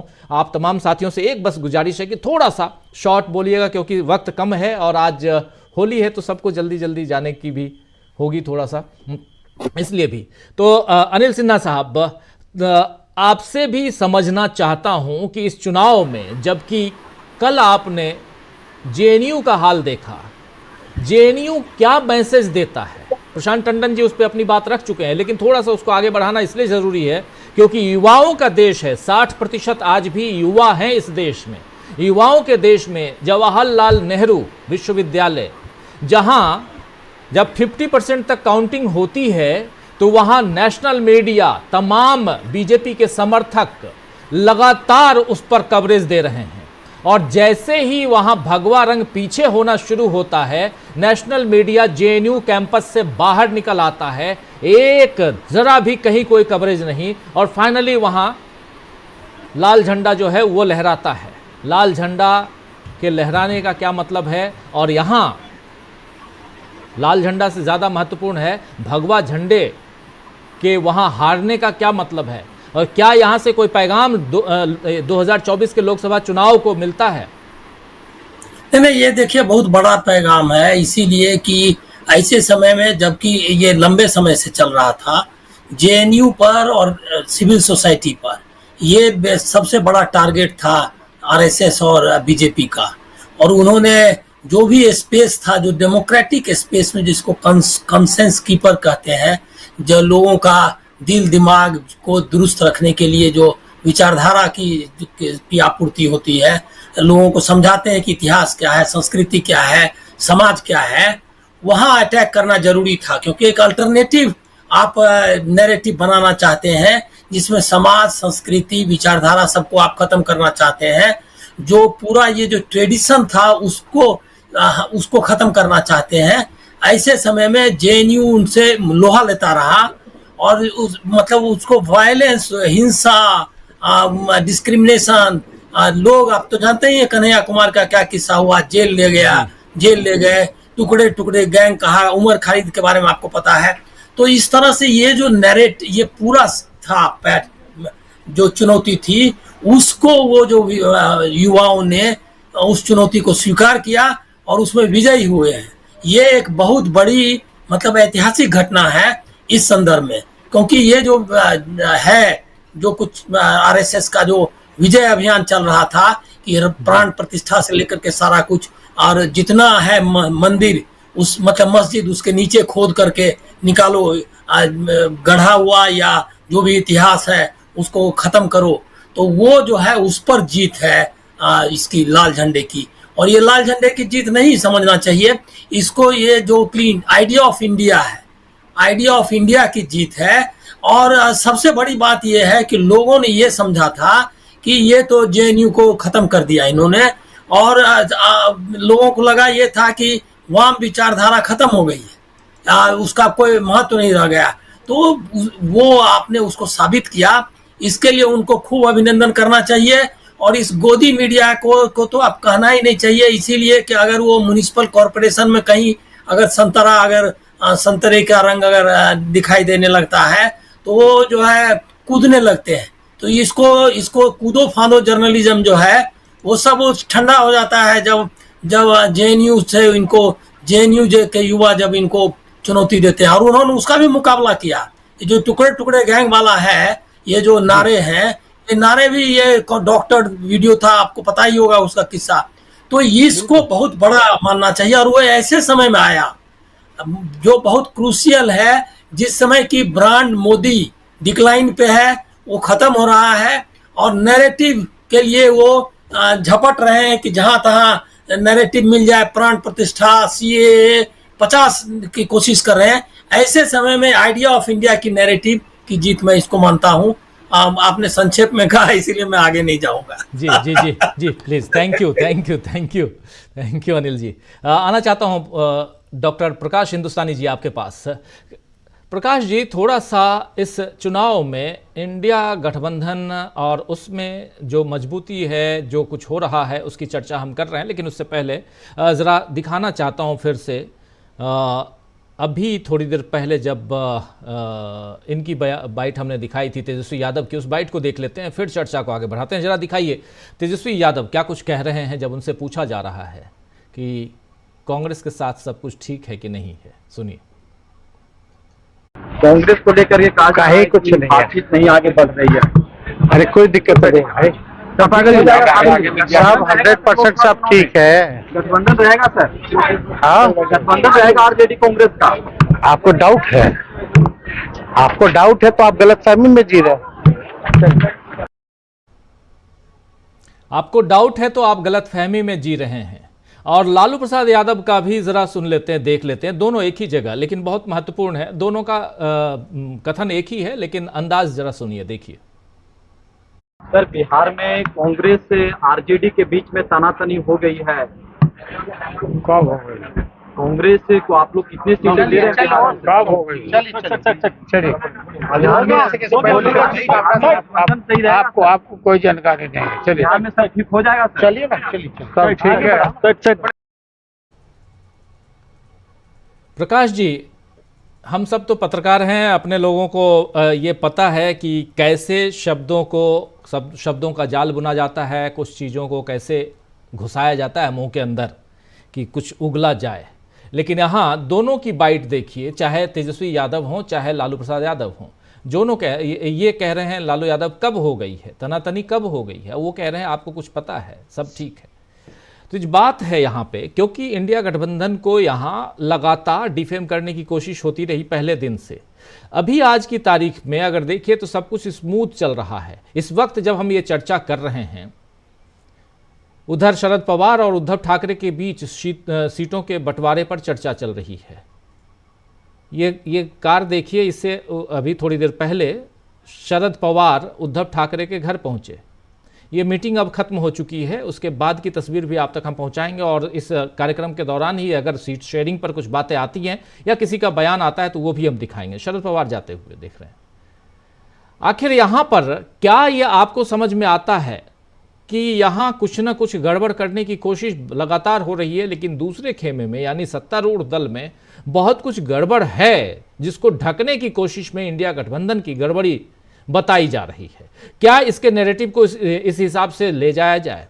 क्या इस चुनाव में आज की तारीख में बीजेपी बुरी तरह से फंसी हुई है, यह माना जाए? क्या इस चुनाव में बीजेपी के अपने ही बीजेपी को झटका देने वाले हैं, यह माना जाए? डॉक्टर प्रकाश हिंदुस्तानी जी। देखिए, बीजेपी को एक के बाद एक झटके मिल रहे हैं और चुनाव के बाद बड़ा झटका मिलेगा, इसमें कोई भी दो मत नहीं है। और रही बात सवालों की, तो जिस तरह के सवाल विपक्ष के नेताओं से पूछे जाते हैं, वैसे सवाल कभी भी बीजेपी के नेताओं से पूछने की हिम्मत नहीं होती, या बीजेपी के नेता उपलब्ध नहीं होते कि बयान दे सके। उन्हें केवल वही बयान देना है जो उन्हें बोलना है, रटा रटाया, और जो हाईकमान कहे, HMV जो इशारा करे, हिज मास्टर्स वॉइस, उसके हिसाब से उनको बोलना है। तो अभी लगातार मैं देख रहा हूं, अभी हाल ही की घटना है, एक कार्यक्रम में राहुल गांधी, खड़गे जी और सोनिया जी मंच पे थे। खड़गे जी ने पानी की बोतल उठाई, बोतल खोली और सोनिया जी से पूछा, आप पिएंगी? उन्होंने कहा नहीं। और फिर उन्होंने राहुल से पूछा, राहुल ने कहा कि नहीं। और इसी बात पर तमाम मीम्स चल पड़े, खबरें बना के चल गई कि देखिए, इन लोगों ने खड़गे जी के हाथ का पानी पीना पसंद नहीं किया। आप मान सकते हैं कि इस तरह के हालात, इस तरह की खबरें क्यों पैदा की जाती, क्यों बनाई जाती? दरअसल ये जो अभी इलेक्टोरल बॉन्ड की बात है, इलेक्टोरल बॉन्ड से इतना पैसा कमाया, तो इतना पैसा कमाया वो गया कहां? उससे तमाम मीडिया में टाइम खरीदा गया, स्पेस खरीदा गया, और अपने लिए बेहतरीन एडिटोरियल लिखवाए गए या एडिटोरियल कंटेंट तैयार करवाया गया। और ये बात आप लगातार देख सकते हैं। और राज्यों के चुनाव में भी यही हुआ था कि जो बीजेपी की पैसे से पल रहे था मीडिया संस्थान, वो केवल बीजेपी के नजरिए से ही पूरे माहौल को कवर कर रहे थे। तो उन्हें तो हर चीज ऐसी ही लगेगी, लेकिन बीजेपी ने जो टिकटों के वितरण में जो बात की है, कंगना रनौत को टिकट दिया है और प्रतिभा सिंह ने जब ये कहा कि मैं लड़ सकती हूं, तो ये बीजेपी के लिए वाकई बड़ी चुनौती होगी, क्योंकि प्रतिभा सिंह के सामने कंगना रनौत का टिकना कोई छोटी बात नहीं होगी। और जहां तक टिकट की बात है, रामायण के में राम का किरदार करने वाले को टिकट देने की बात, ये तो बीजेपी तो रावण वाले को भी टिकट दे चुकी है, सीता मैया को भी टिकट दे चुकी है। उनका बस चले तो उन्होंने हनुमान बने दारा सिंह को भी टिकट दिया। तो बीजेपी हमेशा से ये नरेशन करती जा रही कि देखिए, हम तो साहब जो व्यक्ति भगवान का रोल करता है, हम तो उसे भी देते हैं। नीतीश भारद्वाज को भी बना चुकी सांसद, तो बीजेपी का तो ये तरीका है। लेकिन हर फार्मूला हर चुनाव में चलेगा ये जरूरी नहीं है। इस चुनाव में अभी तक आप देखिए कि जिस तरीके से माहौल बन रहा था, और ये नारा लाए कि 370 और 400 पार की बात करने वाली बात, ये जो पार्टी 170 पार करना जिसके लिए मुश्किल है, उसके लिए ऐसे नारे क्यों गढ़े गए? क्योंकि सारा ध्यान बटाना चाहते हैं मीडिया का, जनता का, कि हम तो इतनी बड़ी बात कर रहे हैं। राजीव जी, बिल्कुल आप सही कह रहे हैं। यहाँ कहीं ना कहीं बीजेपी जो है वो मीडिया का ध्यान, और खासकर इंडिया गठबंधन को कैसे कमजोर बताया जाए, मीडिया का ध्यान भी उसी तरफ है, और बीजेपी इसमें अपनी रोटी सेकने की कोशिश कर रही है। ये आप सब जानते हैं कि मीडिया आज की तारीख में गवर्न हो रहा है दो घरानों से, एक अदानी और दूसरा अंबानी मुख्य रूप से। और अदानी और अंबानी को बिजनेस करना है, और अदानी खुलकर मोदी जी के साथ हैं, अंबानी भी खुलकर ही हैं, लेकिन थोड़ा सा नीचे हैं। तो सीधे शब्दों में इसमें यहाँ कोई लाग लपेट नहीं है, और कोई भी ऐसा नहीं है कि मैं रॉकेट साइंस आपको बता रहा हूँ। ये सब कुछ आप जानते हैं अच्छी तरह से, और कई लोग खुल के नहीं बोलते हैं, हम यहाँ खुल के रख रहे हैं। जब मोदी जी के लिए ही काम करना है, बिजनेस घरानों को उनके लिए ही इलेक्टोरल बॉन्ड्स खरीदना है, और इलेक्टोरल बॉन्ड्स में कितनी सारी चीज़ें हैं, कितने घपले, कितने घोटाले हैं, आने वाले समय में धीरे धीरे परतें खुल रही हैं और खुलेंगी। अरविंद केजरीवाल का जो मामला है वो भी इलेक्टोरल बॉन्ड से कैसे जुड़ा हुआ है, ये सब भी धीरे धीरे परतें आ रही हैं। और कैसे यहाँ पर एक आदमी अप्रूवर बन जाता है, आज गिरफ्तार होता है, कल बॉन्ड खरीदता है, तीसरे दिन वो सरकारी गवाह बन जाता है, चौथे दिन वो छूट जाता है, ये सारी चीज़ें हैं। लेकिन एक आदमी जिसके ऊपर आरोप लगते हैं वो 1.5 साल से 2-2 साल से, और कुछ एक तो 5-5 साल से अंदर बैठे हैं तो बैठे हैं। ये एक तरफा जो देश की राजनीति चल रही है, या देश को एक साइड मोल्ड कर दिया गया है, और ऐसा लग रहा है कि कुछ भी कह दिया जाए वही सही है। कि पापा ने तो पापा मैं आ गई क्योंकि मोदी जी ने रूस और यूक्रेन का युद्ध रुकवा दिया। झूठ और सरासर झूठ बोलकर, विज्ञापन देकर अगर देश को भ्रमित किया जा रहा है तो उससे पर्दा उठना चाहिए। मीडिया का काम यही है और वही थोड़ा बहुत हम करने की कोशिश करते हैं इस कार्यक्रम के जरिए, क्योंकि अगर कहीं झूठ है तो कौन कहेगा कि नहीं जी ये झूठ है, सरासर झूठ है। खैर, डॉक्टर दीपक पाचपोर जी, झूठ और सच के बीच थोड़ी सी बातें ज़रूरी हैं कि क्या सही है क्या झूठ है, ये उसकी चर्चा की जाए। चुनाव में आप कैसे देख रहे हैं, कितना झटका और कैसे झटका? बीजेपी की बात हम कर रहे हैं, 2024 का चुनाव बार बार थोड़ा उस दिशा में और थोड़ी इस चर्चा को लेकर जाना चाहता हूं कि बीजेपी के लिए ये चुनाव उतना आसान नहीं है जितना आसान 2014 का था, जितना आसान 2019 का था। क्या यहीं से ये परेशानी शुरू होती है? और यहां इंडिया गठबंधन के लिए चुनाव उन्होंने अपने लिए बना लिया है। यह कहा जाए कि किसी चीज को जैसे पिच बनाना होता है, कहते हैं ना नैरेटिव सेट करना, क्या यह कहा जाए अगर इंडिया गठबंधन ने नैरेटिव सेट किया है, इंडिया गठबंधन ने अपने लिए इस चुनावी पिच को तैयार कर लिया है, तो कैसे तैयार कर लिया है? जरा आपका नजरिया भी, आपके बाद इसी मसले पर अमलेंदु उपाध्याय जी भी और तमाम साथियों से इस मसले पर बात करूंगा, क्योंकि दोनों का यहां फर्क समझना जरूरी है। डॉक्टर दीपक पाचपोर जी। जी देखिए, जितने तरह का घटनाक्रम है जिसका हम उल्लेख कर रहे हैं, उसमें दो तीन चीजें तो बहुत ही महत्वपूर्ण है जो साफ इंडिकेट करती हैं कि भारतीय जनता पार्टी की स्थिति क्या है।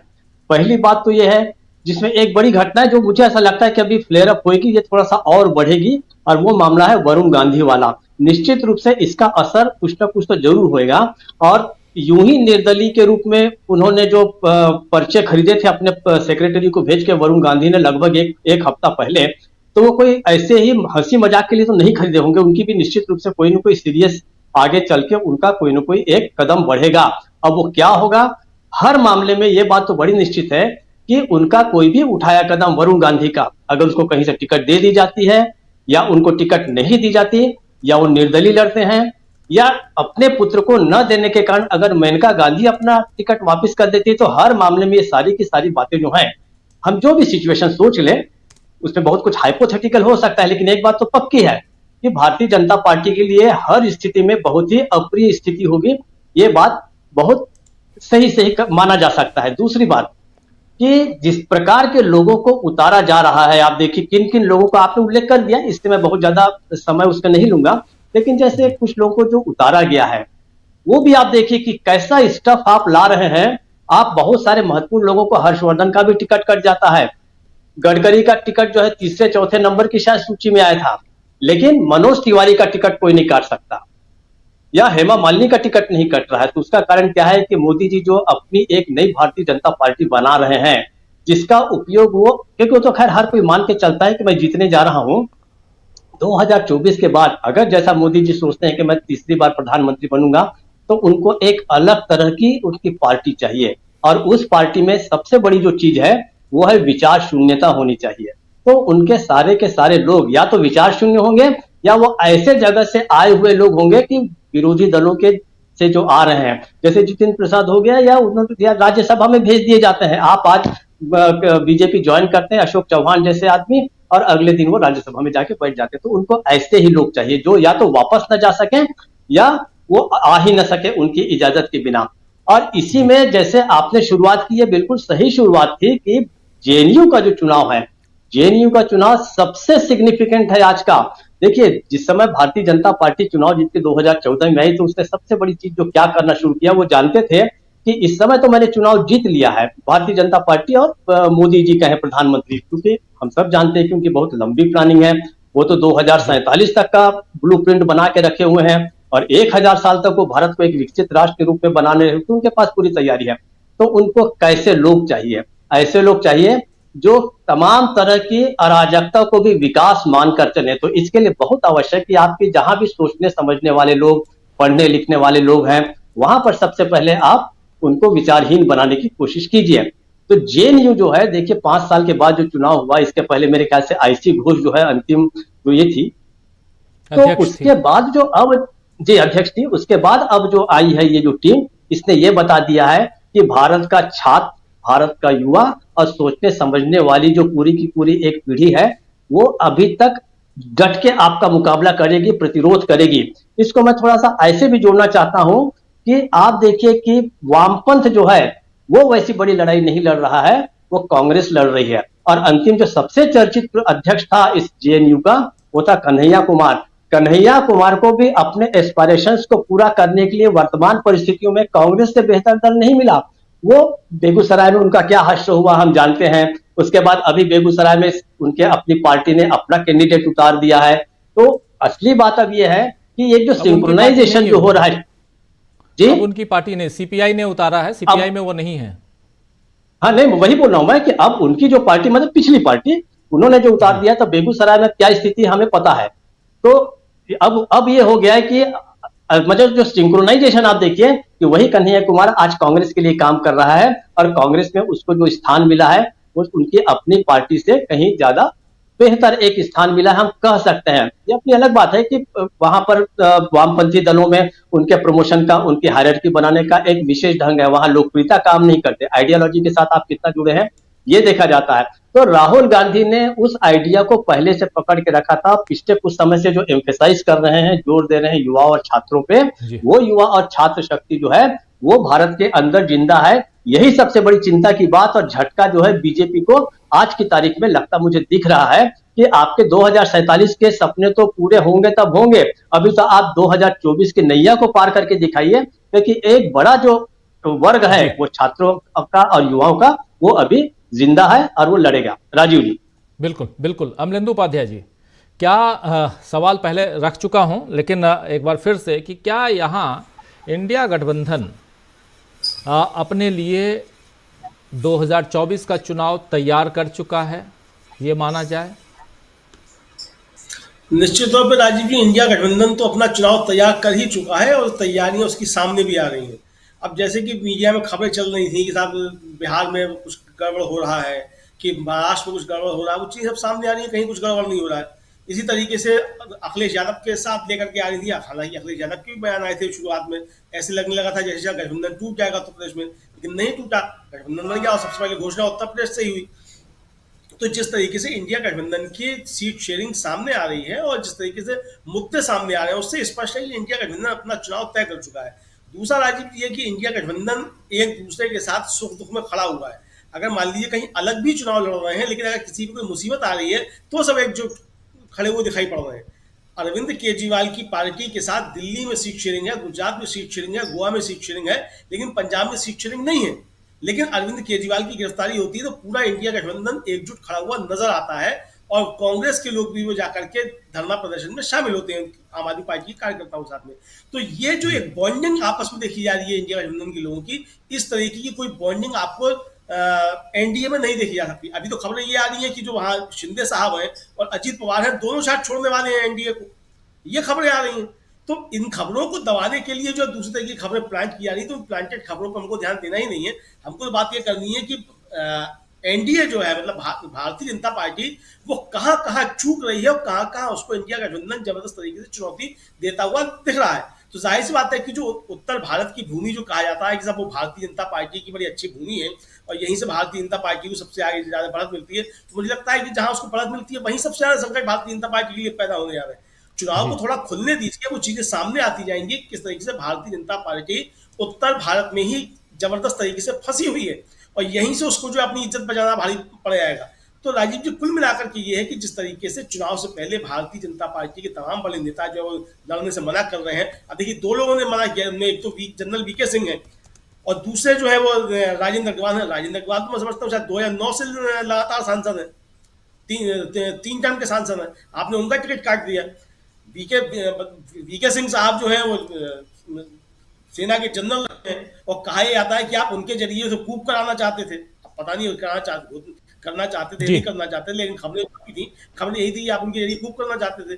तो इस तरीके की चीजें सामने आ रही है। आपने जितने बड़े लोगों के, मतलब लोगों ने मना कर दिया कि हमें नहीं लड़ना है या आपने टिकट काटे, तो ये सब बताता है कि बीजेपी के अंदर सब कुछ ठीक ठाक नहीं है और झटके भारतीय जनता पार्टी लग रहे हैं। इंडिया गठबंधन मजबूती के साथ चुनाव मैदान में उतर रहा है और उसने अपने सारे कील काटे दुरुस्त कर दिए।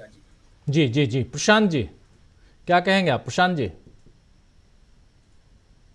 जी, मैं जरा जेएनयू पे राजीव जी एक बात और कहना चाहता हूँ कि देखिए, जेएनयू में सिर्फ एबीवीपी की हार नहीं हुई है।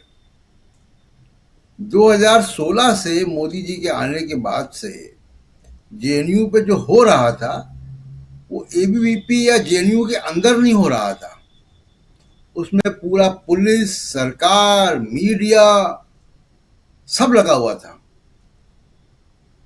तो और जिस तरीके से जेएनयू को बदनाम किया जा रहा था, डॉक्टर वीडियो से लेकर बीजेपी के बड़े बड़े नेता वहां पे गए और उनको कोई वो कंडोम की बात कर रहा है, कोई क्या बात कर रहा है जेएनयू में जाकर। तो इस तरीके की पूरा एक विमर्श पैदा किया गया कि जेएनयू कोई बहुत ही खराब जगह है, जबकि वो अकेली विश्वविद्यालय है राजीव जी जो कि इंटरनेशनल रैंकिंग में फिगर करता है भारत में। जी, अपनी सेंट्रल यूनिवर्सिटी के खिलाफ बदनामी इतनी की।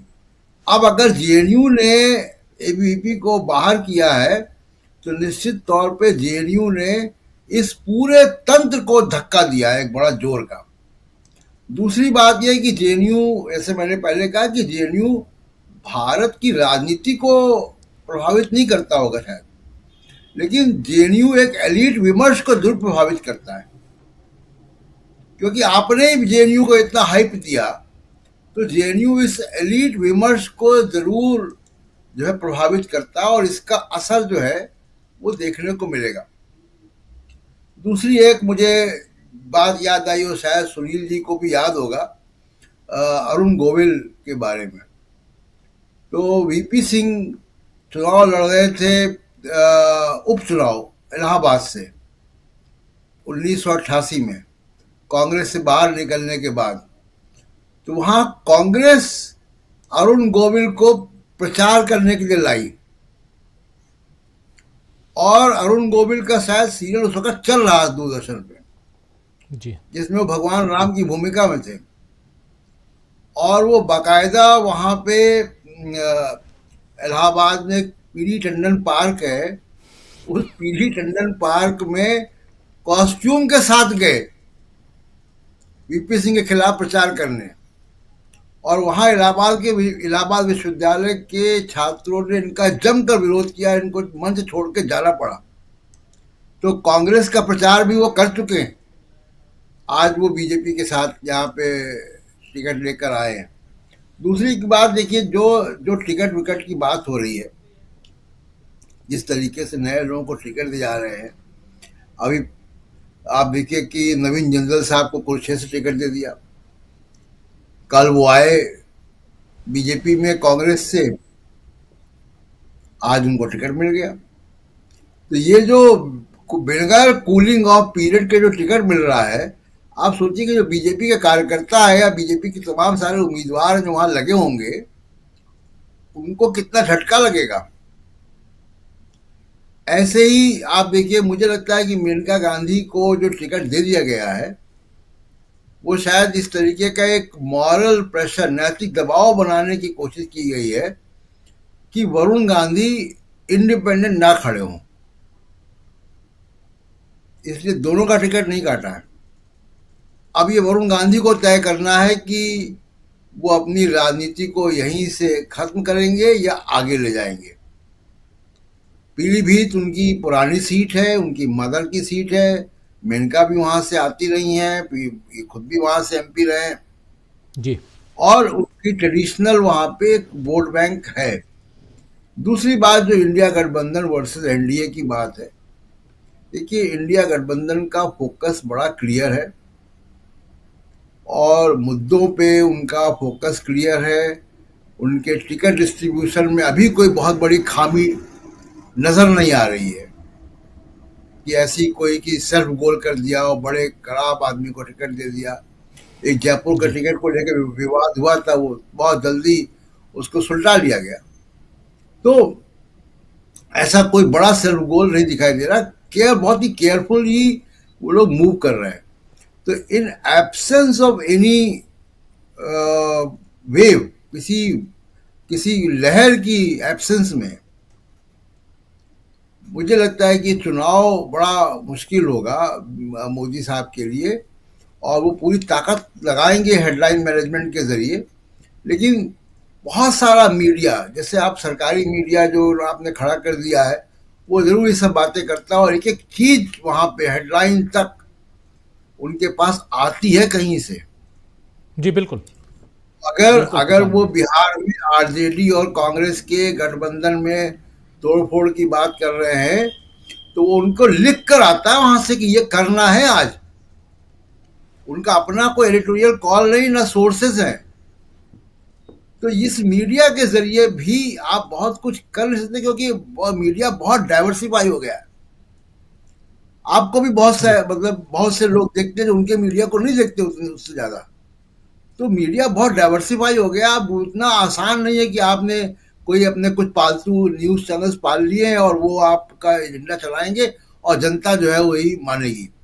इलेक्टोरल बॉन्ड का इशू जनता तक चला गया है। हम आप जो भी वीडियो बना रहे हैं इलेक्टोरल बॉन्ड्स के, दूसरे मीडिया बना रहे हैं, वो वीडियो देखे जा रहे हैं, वो वायरल हो रहे हैं।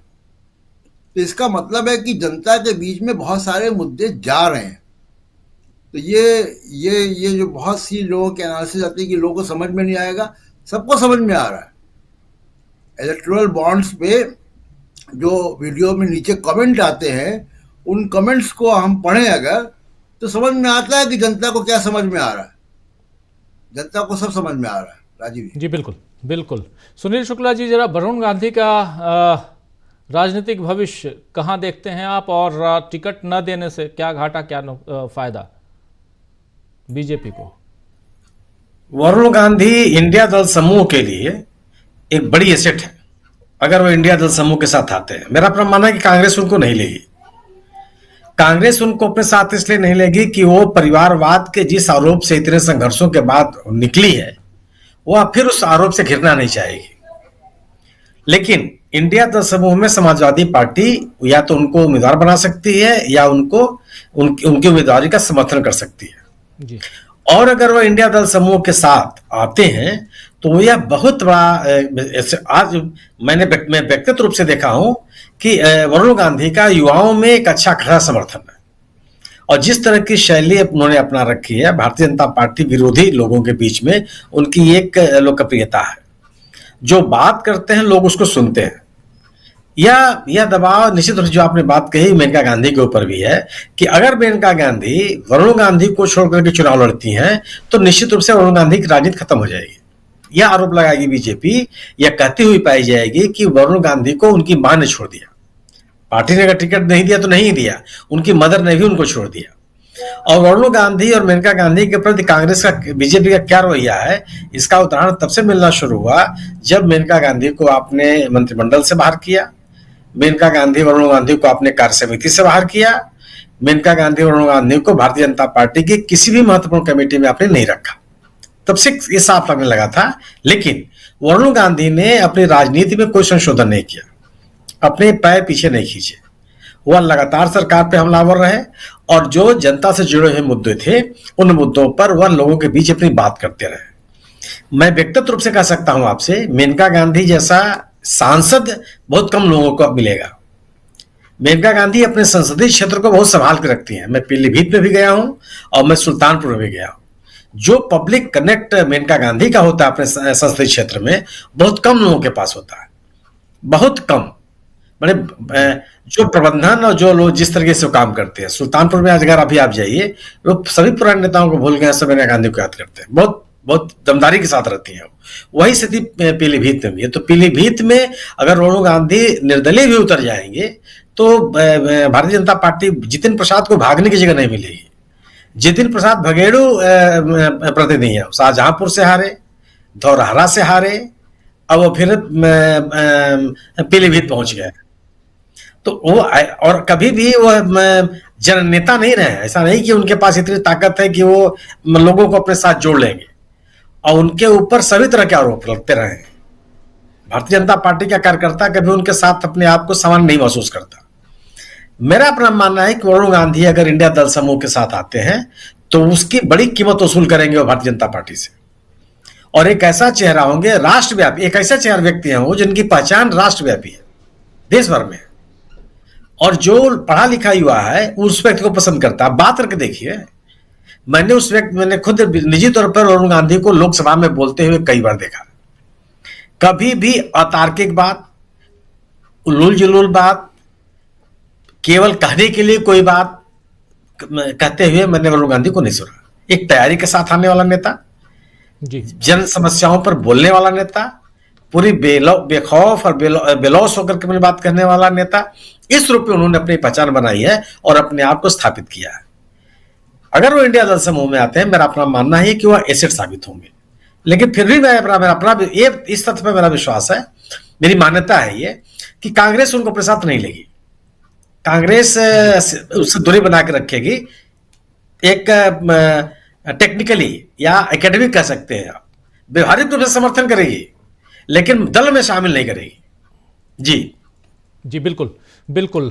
वरुण गांधी का भविष्य और वरुण गांधी अगर इंडिया गठबंधन में आते हैं या समाजवादी पार्टी समर्थन देती है या समाजवादी पार्टी में आते हैं तो इसके क्या मायने देखे जाएं, यहाँ से क्या इंडिया गठबंधन और मजबूत होता है और क्या यहाँ अगर निर्दलीय भी लड़ते हैं और उधर बीजेपी की तरफ से अगर मेनका गांधी जो बीजेपी ने उनको सुल्तानपुर से उतारा है वो चुनाव लड़ती हैं तो फिर किस हिसाब से देखा जाएगा। थोड़ा सा आपने बताया सुनील शुक्ला जी, थोड़ा और समझना चाहता हूं मुकेश जी आपसे कि कैसे इसको, अगर एक बहुत सही पॉइंट को इन्होंने उजागर किया है कि एक तरफ मेनका गांधी जो बीजेपी से चुनाव लड़ रही हैं, दूसरी तरफ मान लिया जाए कि वरुण गांधी जो समाजवादी पार्टी और कांग्रेस के समर्थन से निर्दलीय चुनाव लड़ रहे हैं।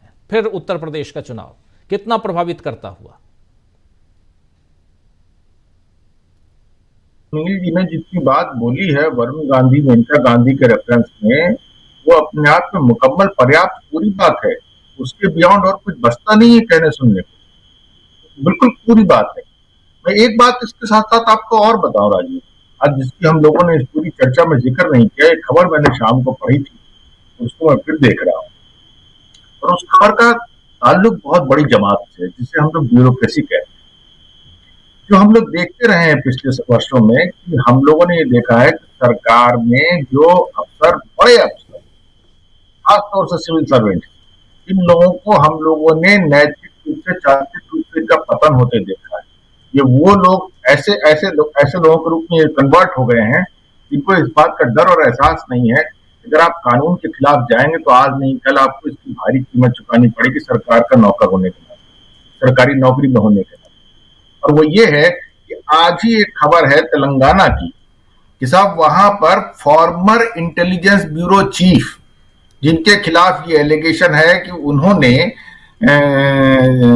केसीआर के समय में बहुत सारे लोगों की फोन टैपिंग की और उनके खिलाफ अब छापे पड़ रहे हैं कई जगह पे।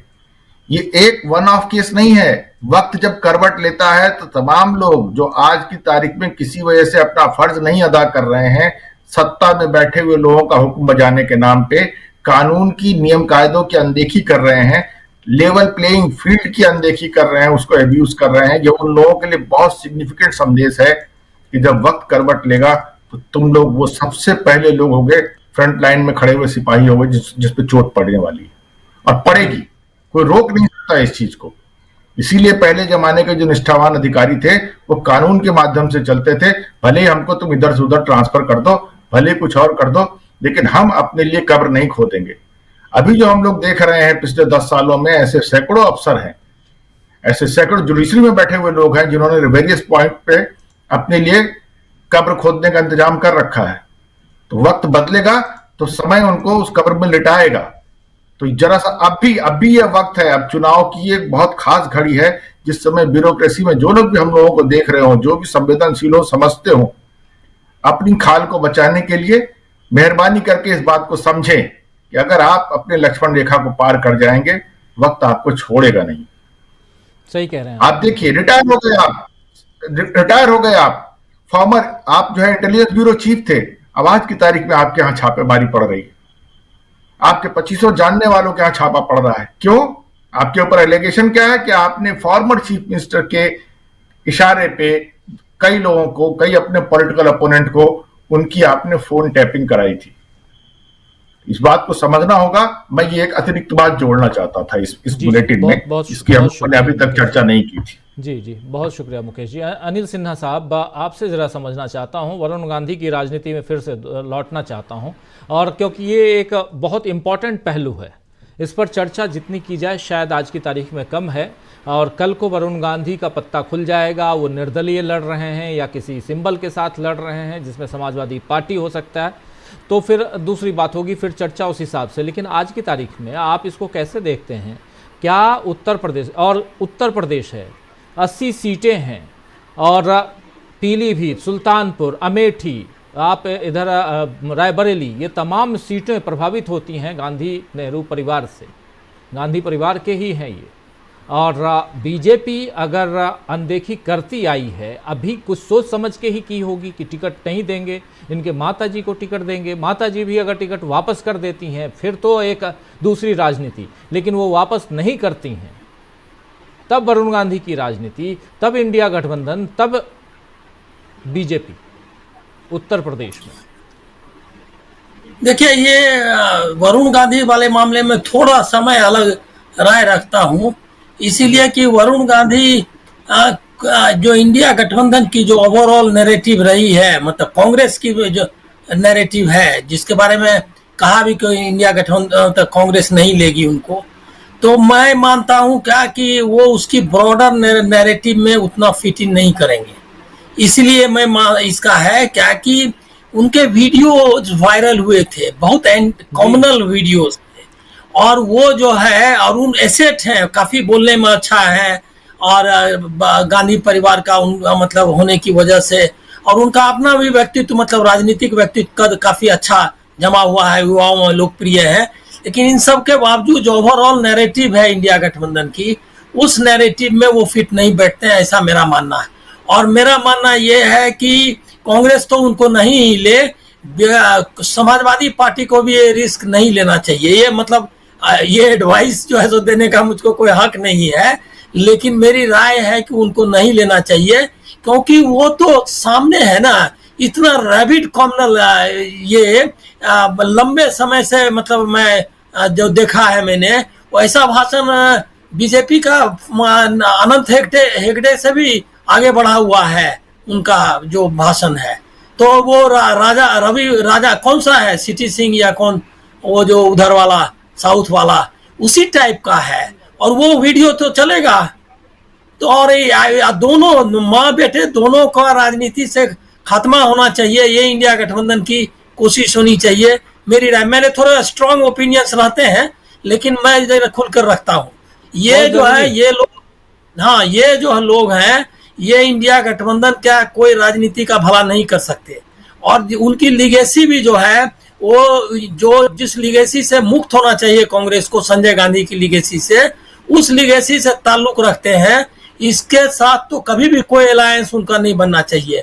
और इवन समाजवादी पार्टी का भी जो उनके साथ कुछ हो, अगर रफ्त जब्त हो रहा है, तो इसका भी मैं मतलब कि विरोध, मतलब चाहता हूं कि इसकी निंदा होनी चाहिए, क्योंकि वो भी एंटी इमरजेंसी ये में आया है। कांग्रेस उस एंटी इमरजेंसी से बाहर आ चुकी है। तो लोकतंत्र के ब्रॉडर नैरेटिव में वरुण गांधी को कोई मदद करने की जरूरत हमको लगता है कि नहीं होनी चाहिए, और मीडिया में भी हम लोगों को ऐसे लोगों को तरजीह नहीं देनी चाहिए। देखिए, लोकतंत्र की जो ब्रॉडर नैरेटिव है, उसका तो परचम रहना ही चाहिए लहराते हुए, चाहे कितनी भी बुरी परिस्थिति हो, जो कि जेएनयू का है। आपने नाम लिया पहले, जो जेएनयू के बच्चों ने कर दिखाया है, हमको उनका अनुसरण करना चाहिए, उनका जो है, उनके पीछे चलना चाहिए कि इस समय में, जबकि पूरी दुनिया में लेफ्ट जो है सो डिक्लाइन पे है, पीछे हटता हुआ है, और आप समझ रहे हैं कि क्या स्थिति है देश में, तो आप देख ही रहे हैं। उस समय उन्होंने ये जीत हासिल की है। ऐसे में ये वरुण गांधी वगैरह की तरफ देखने की जरूरत नहीं है। अपनी ये पे नैरेटिव पे आप कायम रहे। राहुल गांधी ने जो नैरेटिव बनाई है, उसके सामने ये वरुण गांधी वगैरह की का आना जाना, इससे कुछ फर्क नहीं पड़ने वाला है। जी, मैं तो ये कह ही नहीं रहा हूं कि इंडिया गठबंधन में वो आ जाएं। मैं तो ये कह रहा हूं कि उनके लड़ने निर्दलीय लड़ने, समाजवादी पर, क्योंकि वो सीट समाजवादी के पास है, समाजवादी उसको समर्थन करती है, समाजवादी पार्टी तो और उनकी माताजी इंडिया गठबंधन, माताजी बीजेपी की टिकट पे चुनाव लड़ रही हैं आप आज की तारीख में, अभी तक उन्होंने मना नहीं किया है। तब उत्तर प्रदेश की राजनीति में क्या आने जा रहा है, मैं ये कतई नहीं कह रहा हूं कि उनको इधर ले आएं या उधर रखें। हाँ, एक बात जरूर है, मैं आता हूं अनिल जी, आता हूं, बस एक बात बस ये जरूर है कि वरुण गांधी पर्सनली मेरे से पूछें तो वरुण गांधी ने जो पिछले उनके जो कर्म हैं, उन कर्मों को पर्सनली मैं कभी माफ नहीं करूंगा। हालांकि मेरा उस पार्टी से कोई लेना देना नहीं है, लेकिन बहुत ओपनली मैं कह रहा हूं कि उनके जो कर्म हैं, उन्होंने जिस ढंग से उकसावे वाली राजनीति की थी, और उस वीडियो को देखिए तो आपका खून खौल जाएगा। और अगर कहीं शुचिता, कहीं आदर्शवाद की बात आप करते हैं तो उनकी जगह इंडिया गठबंधन में नहीं होनी चाहिए। आप बिल्कुल सही कह रहे हैं, लेकिन राजनीति के दूसरे पहलू को, दूसरे पक्ष को समझने के लिए मैं ये सवाल आप लोगों के बीच लेके आया था, लेकिन कुछ जोड़ रहे थे। एक मिनट, इसमें मैं आपको बताऊं, निर्दलीय उम्मीदवार अगर लड़ते हैं तो लड़ेंगे तो बीजेपी को हराएंगे, और बीजेपी को हराएंगे, और ये उनके लड़ने से इंडिया गठबंधन को ये फायदा होगा कि या तो ये क्या कहते हैं, जो समाजवादी पार्टी का उम्मीदवार है वो जीतेगा, क्योंकि वहां बहुत बड़ी संख्या है जिस जाति से वो आते हैं, जो उम्मीदवार अभी घोषित हैं, और ये बीजेपी का वोट काटेंगे। तो ये फायदा इंडिया गठबंधन में, उनका लड़ना इंडिया गठबंधन के फायदे में है। लेकिन इससे ये भी साबित होगा, अगर उनकी माँ अगर लड़ती है बीजेपी के टिकट पर और यह निर्दलीय टिकट पर ये लड़ेंगे, तो दोनों एक्सपोज हो जाएंगे। ये भी इंडिया गठबंधन के फायदे में है। जी जी जी, बस वो यही ये जो आप आखिर में बोल रहे हैं ना, यही सुनना चाह रहा था, यही मतलब सवाल मेरा यही था। बहुत शुक्रिया आपका अनिल सिन्हा साहब। डॉक्टर प्रकाश हिंदुस्तानी जी, क्लोजिंग कमेंट, बहुत कुछ आप सुन रहे हैं, सवाल कुछ नहीं, बहुत सारी चीजें हैं, क्या कुछ कहेंगे आप? वरुण गांधी की बात जहां तक है तो मुझे लगता है कि वरुण गांधी अगर इंडिया गठबंधन में निर्दलीय या सपा से जीतते हैं तो एक बात तो तय है कि बीजेपी की एक सीट कम होती है। मैं जरा रिवर्स काउंटिंग पे ध्यान देने लगा हूं आजकल, मुझे लगता है चुनाव में रिवर्स काउंटिंग भी करनी चाहिए। बीजेपी की सीटें कहां कहां से कम हो सकती है, बीजेपी को कहां कहां डेंट मार सकते हैं, ये बड़ी बात है। जो बीजेपी दावा करती है कि उत्तर प्रदेश में हम 80 में से 80 सीटें लाने का लक्ष्य रखते हैं, उस बीजेपी को 80 में से जितनी सीटें कम होगी, यूपी में बीजेपी की जितनी सीटें कम होगी, उतना इंडिया गठबंधन को सरकार बनाने में या सरकार बनाने की ओर आगे बढ़ने में मदद मिलेगी। तो मुझे लगता है कि चुनाव है, अगर जितिन प्रसाद बीजेपी से लड़ सकते हैं तो वरुण गांधी इंडिया गठबंधन की तरफ से या सपा से लड़े, निर्दलीय लड़े, तो कोई इसमें कोई महान अनैतिक बात इसमें होने वाली नहीं है, ऐसा मुझे लगता है राजनीति के इस परिप्रेक्ष्य में। आप देखिए जिस तरह से इस पार्टी ने, बीजेपी ने भूतपूर्व ब्यूरोक्रेट्स, भूतपूर्व न्यायाधीश को टिकट दिया है, वो टिकट इस बात का इशारा है कि वो केवल टिकट नहीं है, वो सत्ता में रहते हुए उन लोगों को रिश्वत है कि आप बीजेपी के पक्ष में काम करिए, आप बीजेपी के लिए काम करिए, सरकार में रहते हुए, पद पे रहते हुए, जब चुनाव खत्म होंगे, जब चुनाव आएंगे, आप रिटायर हो जाएंगे तो हम आपके पुनर्वास की व्यवस्था करेंगे। तो षड्यंत्र हमें जितना दिखता है सैद्धांतिक से कहीं ज्यादा गहरा है, और इस संघर्ष से निपटने के लिए अस्वाभाविक, असामान्य हालात हैं, तो असामान्य हालात से निपटने के लिए प्रयास भी असामान्य करने चाहिए, ऐसा मुझे लगता है। राजीव जी जी जी, सुनील जी कुछ जोड़ना चाह रहे थे? अब मैं अनिल जी की बात से सहमत हूं, लेकिन अगर वरुण गांधी के जो भाषण 2014 के हैं और जो भाषण 2019 के इलेक्शन के बाद के हैं, हमको तो दोनों के दोनों भाषण सुने जाएंगे ना, नंबर 1। नंबर 2, मेरा अपना मानना है कि वरुण गांधी अगर विद्रोह करते हैं बीजेपी से, तो वह केवल पीलीभीत को प्रभावित नहीं करते, वो पीलीभीत को प्रभावित करते हैं, वो बरेली को प्रभावित करते हैं, वो आंवला को प्रभावित करते हैं, वो लखीमपुर खीरी को प्रभावित करते हैं, वो रामपुर को प्रभावित करते हैं, मुरादाबाद को प्रभावित करते हैं, वो सीतापुर को प्रभावित करते हैं, एक कंस्टिट्यूएंसी को नहीं प्रभावित करते हो। दूसरी चीज कि 2019 के चुनाव के बाद जिन मुद्दों को लेकर के वो आक्रामक रहे, ठीक है, 2014 के इलेक्शन के बाद या 2014 के इलेक्शन के दौरान निश्चित रूप से जो उनके भाषण रहे हैं, उन भाषणों की जिसकी बात अनिल जी ने किया उसके साथ नहीं खड़ा हुआ जा सकता। लेकिन क्या 2019 के बाद के दौरान जो उनके भाषण हैं उनकी एकदम अनदेखी कर दी जानी चाहिए, क्योंकि 2014 में उन्होंने कुछ और बातें कही थी। सवाल इस बात का, मेरा अपना मानना यह है कि 2014 के बाद से और 2019 में जो उनके दिए गए भाषण हैं वह इंडिया दल समूह के लिए एक एसेट हो सकते हैं, और एक अपील उनकी है। आप सैद्धांतिक तौर पे बिल्कुल कि जो व्यक्ति सांप्रदायिकता के साथ रहा है उसके साथ आप नहीं खड़े हो सकते, लेकिन 3 सिटिंग एमपीज को इसी कांग्रेस ने राजस्थान में टिकट दिया। सवाल नहीं, अब तो विजिबिलिटी भी एक मुद्दा है, लेकिन 2019 के बाद से जो वरुण गांधी में परिवर्तन आया, इसकी अनदेखी कर दिया जाना मुझे लगता है कि बहुत तर्कसंगत नहीं है। हाँ, 2014 के बाद, 2014 के चुनाव के दौरान उसके बाद दूसरी चीज कि उसके लिए बाकायदे उनके खिलाफ मुकदमे चले, उनको सजा हुई, उन्होंने माफी मांगी, जो राजनीतिक चीजें हो सकती थी। तो हम 2014 के भाषणों के साथ बिल्कुल नहीं खड़े हो सकते हैं, ना उनको माफ किया जाना चाहिए। लेकिन क्या अतीत के कार्यों के आधार पर जो हमारा मेरी जिम्मेदारियां हैं या जो मेरे नए क्रियाकलाप हैं उसकी उपेक्षा कर दी जानी चाहिए? क्या उसके बिना पर उसका मेरा मूल्यांकन नहीं होना चाहिए? मेरा अपना मानना यह है कि तात्कालिक जो राजनीति वरुण गांधी ने अपनाई, जिसका परिणाम है कि बीजेपी के द्वारा उनको टिकट नहीं दिया गया, उस कारण से उनको वह एक कारण ऐसे कारण है जिनके आधार पर उनकी एक अपील है। मेरा मानना यह कि राष्ट्रव्यापी अपील है, हर राज्य में उनको सुनने वाले लोग हैं। मैं नहीं कहता कि लाखों लोग सुन रहे होंगे, लेकिन 25, 50, 150, 200, 400 लोग उनको सुनने वाले हैं, और वह मुद्दे जो खड़े करेंगे बीजेपी के खिलाफ, वह एक बड़ी चीज होगी। मेरा अपना, हाँ, कांग्रेस को उनको अपने साथ नहीं लेना चाहिए, मैं भी मानता हूं, और मेरा मानना है कि उनको लेगी भी नहीं, हो कांग्रेस नहीं लेगी।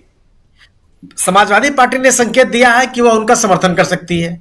उसने यहां तक कहा है कि अगर वो चुनाव लड़ेंगे तो उनका उम्मीदवार हट जाएगा। जो उनका घोषित उम्मीदवार है उसने भी कहा है कि अगर वरुण गांधी आते हैं तो मैं उनका समर्थन करने के लिए तैयार हूं। ये तमाम घटनाक्रम है वो। लेकिन इसकी बात प्रकाश जी ने कही वह व्यवहारिक राजनीति है। जो बातें अनिल जी ने कही, मैं सिद्धांतः 200% उनके साथ खड़ा हूं, लेकिन जो आज व्यवहारिक राजनीति है उसके ऊपर तो ध्यान दिया ही जाना चाहिए। आप जिससे लड़ रहे हैं आपको उसके ही हथियार से लड़ना पड़ेगा। अगर आप जिससे लड़ रहे हैं और कहें कि मैं शाम के बाद युद्ध नहीं करूंगा, तो फिर आप खत्म हो जाएंगे। अगर वो 24 घंटे लड़ने के लिए तैयार है तो जी बिल्कुल बिल्कुल आप सही कह रहे हैं। बहुत सारी बातें और बहुत इंपॉर्टेंट वरुण चैप्टर क्यों यहाँ से आज से ओपन है। कई लोग कह रहे होंगे कि बेकार में आप वरुण गांधी पर ज़्यादा समय, कुछ लोग लिख भी रहे थे, ज़्यादा समय दे रहे हैं। इसकी तह में जाकर आप देखिए दोस्तों, उत्तर प्रदेश एक बहुत बड़ा किला है और उसको भेदना ज़रूरी है अगर इंडिया गठबंधन को चुनाव जीतना है तो। सबसे पहले 4-5 राज्य बहुत महत्वपूर्ण हैं, जिनमें से उत्तर प्रदेश है, बिहार है, पश्चिम बंगाल है, महाराष्ट्र है। ये 4 राज्य तो बहुत ही इंपॉर्टेंट हैं, उत्तर प्रदेश, बिहार, महाराष्ट्र और पश्चिम बंगाल।